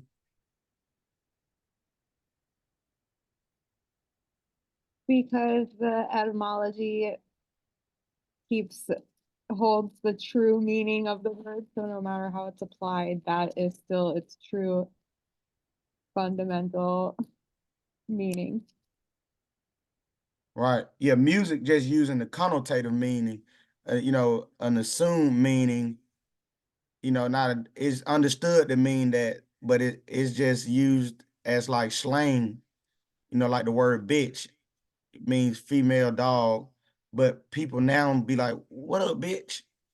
As if they saying something nice to you or something that you should appreciate. And people Or how we accept call it. our children kids. Yeah, which means goat. And all words have an energetic value, and you get into like hertz of music and notes and different notes where you even our ancestors use music for healing. Or if you play the little, what is it, like the little flute, and then the snake start dancing and stuff, it's a vibration. It's sending a vibration. And so that's why they, like I was in one of Abdullah classes where you deal with like labials, dentals, gutturals, etc., where they shifting that. So like how you rolling your tongue, how you saying what you're saying gives a different value. And so stuff start to respond differently to it. If you play a C note, then come over here and play a whatever other note, A note, whatever, I don't know all the piano keys. But if you play a different note, it's gonna give a different tone. And so people going, oh, that's a nice song versus that's a bad song. I'm gonna play that song again versus I don't like that tempo. And so words are like that, and how we exchange value to one another. Culture is in language. And so if they could take away your native tongue and construct words for their benefit, then they would benefit from that. And so the music is just slang connotative meanings. But now words don't change. They just give us constructive meanings for social conditioning so that they can benefit, off of us. And so now words, the meaning of words don't change, but you do have connotative meanings, which are assumed meanings that they may project to you in the dictionary, but the dictionary itself is a weapon. So yeah, it may be different in the dictionary, but it's to control you, you know. Go ahead. My apologies. I didn't mean to cut your wisdom. I just wanted to add on and say that, a change of the word for someone who, having conversations with people, I don't necessarily see anything wrong with that. And they'll use our music or the way that, we will manipulate the way, hey, what's up? What's up, boy? Like, I'm not calling you a boy, but I'm not calling you a boy, but the way that we relate to one another. But I would say, from a political and a lawful standpoint, is that language change is used to, from my studies, to take things out of the nature of what they are. And I think one of the King James Bible verses speaks about, a tiger and its stripes or spots or something to that effect. And so, from what I've seen, it's a way to take words, people out of their nature. So a piece. I just wanted to add that. Powerful, bro. I appreciate that. I love it. I love when we can do this like this. Let me see. This little fella, y'all be. Could I add something, family? Go ahead, Brother King. Language, when I was in college, language is one of the greatest inventions known to man. What we have to understand, when you change someone's language, and language is based on culture and symbols, it's a lot to do with it. When they stripped us from our language, there was a part of genocide. There was an act of genocide. That was a weapon in itself.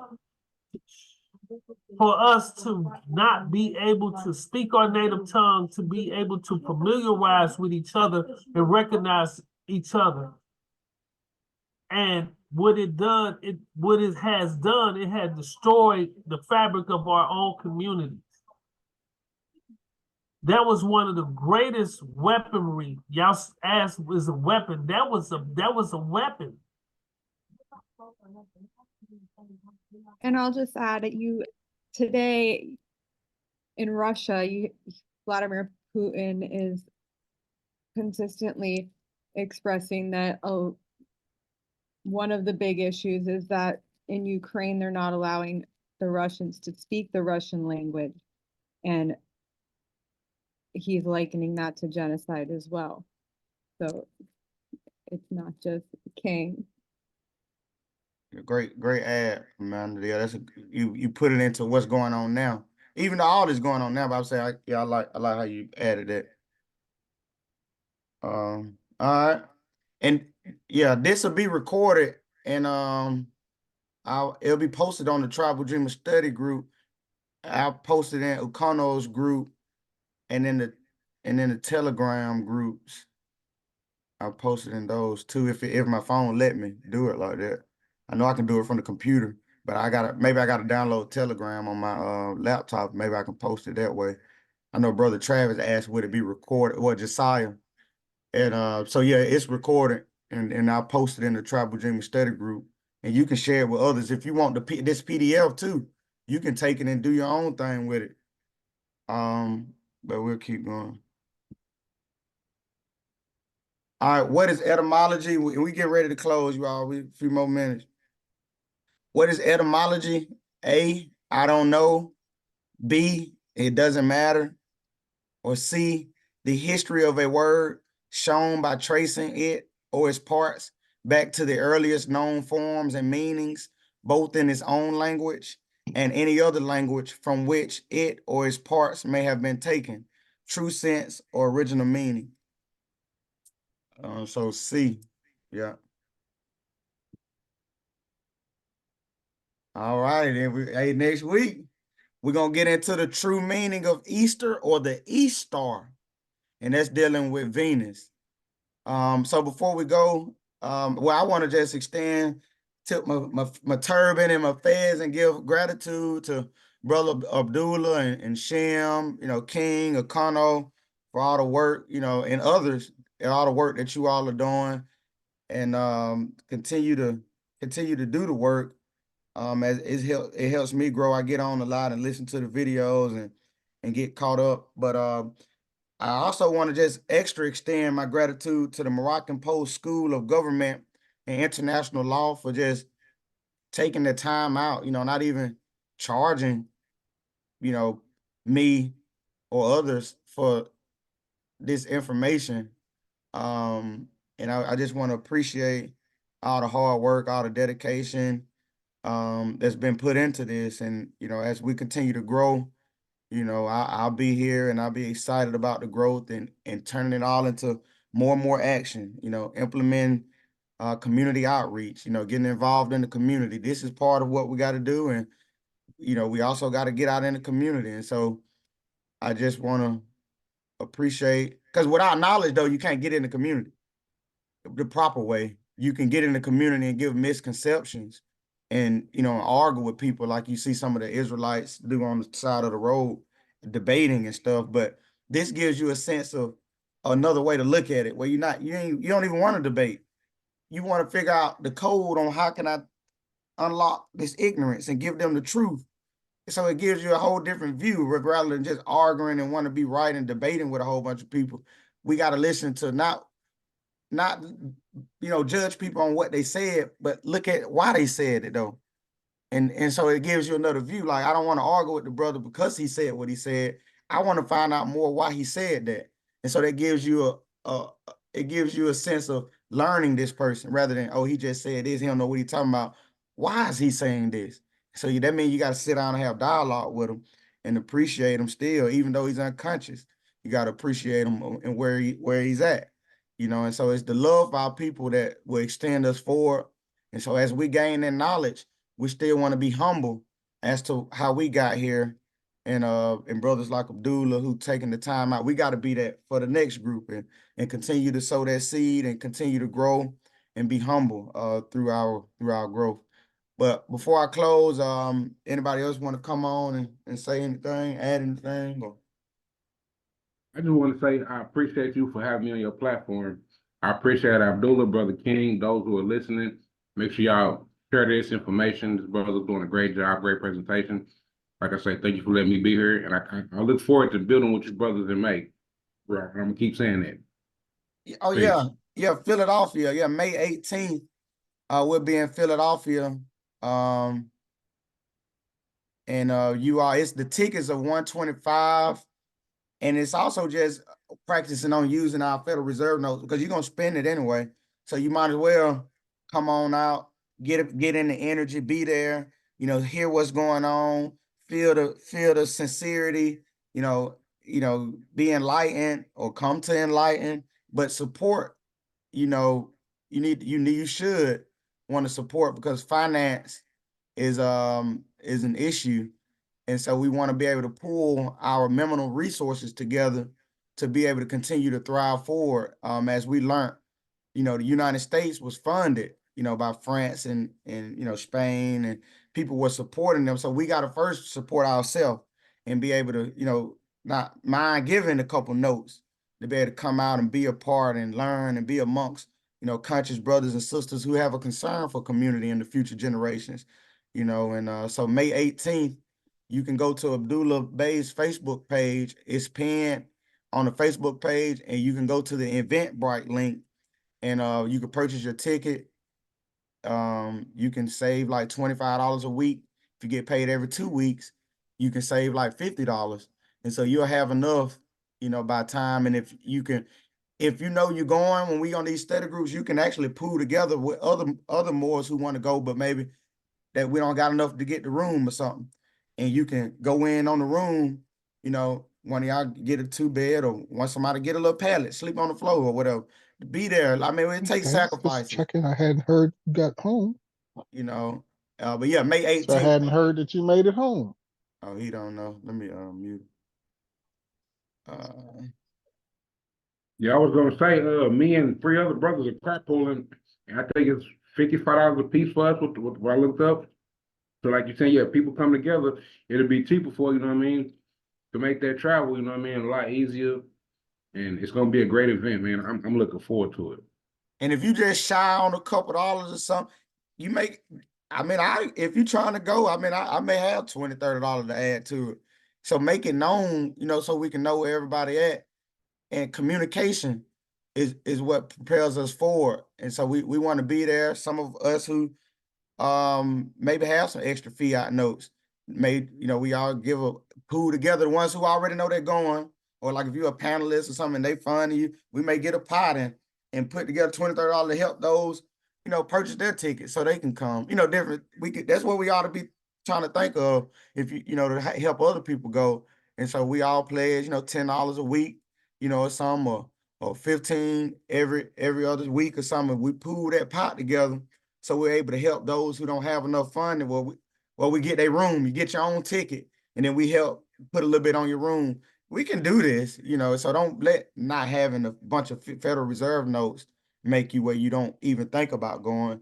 Communicate, come on the study group and make it known, and maybe we can look at, if we got 20 people on, everybody give $5, that's $100. That, you know, to go towards the room. You know, you get your own 125 to purchase the ticket or something, but we can figure it out. You know, it ain't, I mean, I got $5.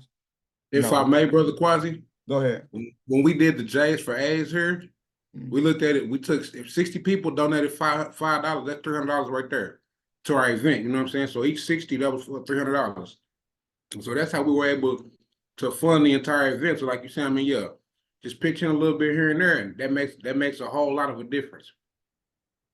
So if that's your issue, you can get with myself or Right Abdul or Kano, or post it in the chat, or write your number down, and we figure it out. We got a few months, but don't just wait. You know, if you want to go, then we try to help you get there.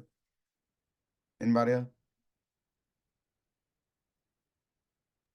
I want to add this before we get out. I want everyone to understand the importance of this coming together and this making this political push. Information is the key to changing. At all our conditions, everything that we're trying to build and stand upon. The time is now. There's no more wait, no more waiting on somebody else. It's time for us to do it. Everybody else can come together. It's time for us to make this drive and put ourselves back on the political platform in this international arena, so that we can start making certain things happen for ourselves. You know, they don't want us. They always want to subjugate us. Why? Why do they want? Because they know we carry the most talent and across the board. As long as they can keep us subjugated, they can work us like we're slaves and keep making the money. We do all the acting, we do all the dancing, the singing, the athletics, boxing, you know, just about everything that you can think about on an international level. Long as we keep playing this game, their game, we always going to lose. So this is the time for us to change. This is the time I want my children to understand we made the difference. That's all I got to say in a year. We'll close with that. And peace, you all. We'll be back next Wednesday to go over the true meaning of Easter, share it out. Islam, peace. Islam, bro, peace. Peace.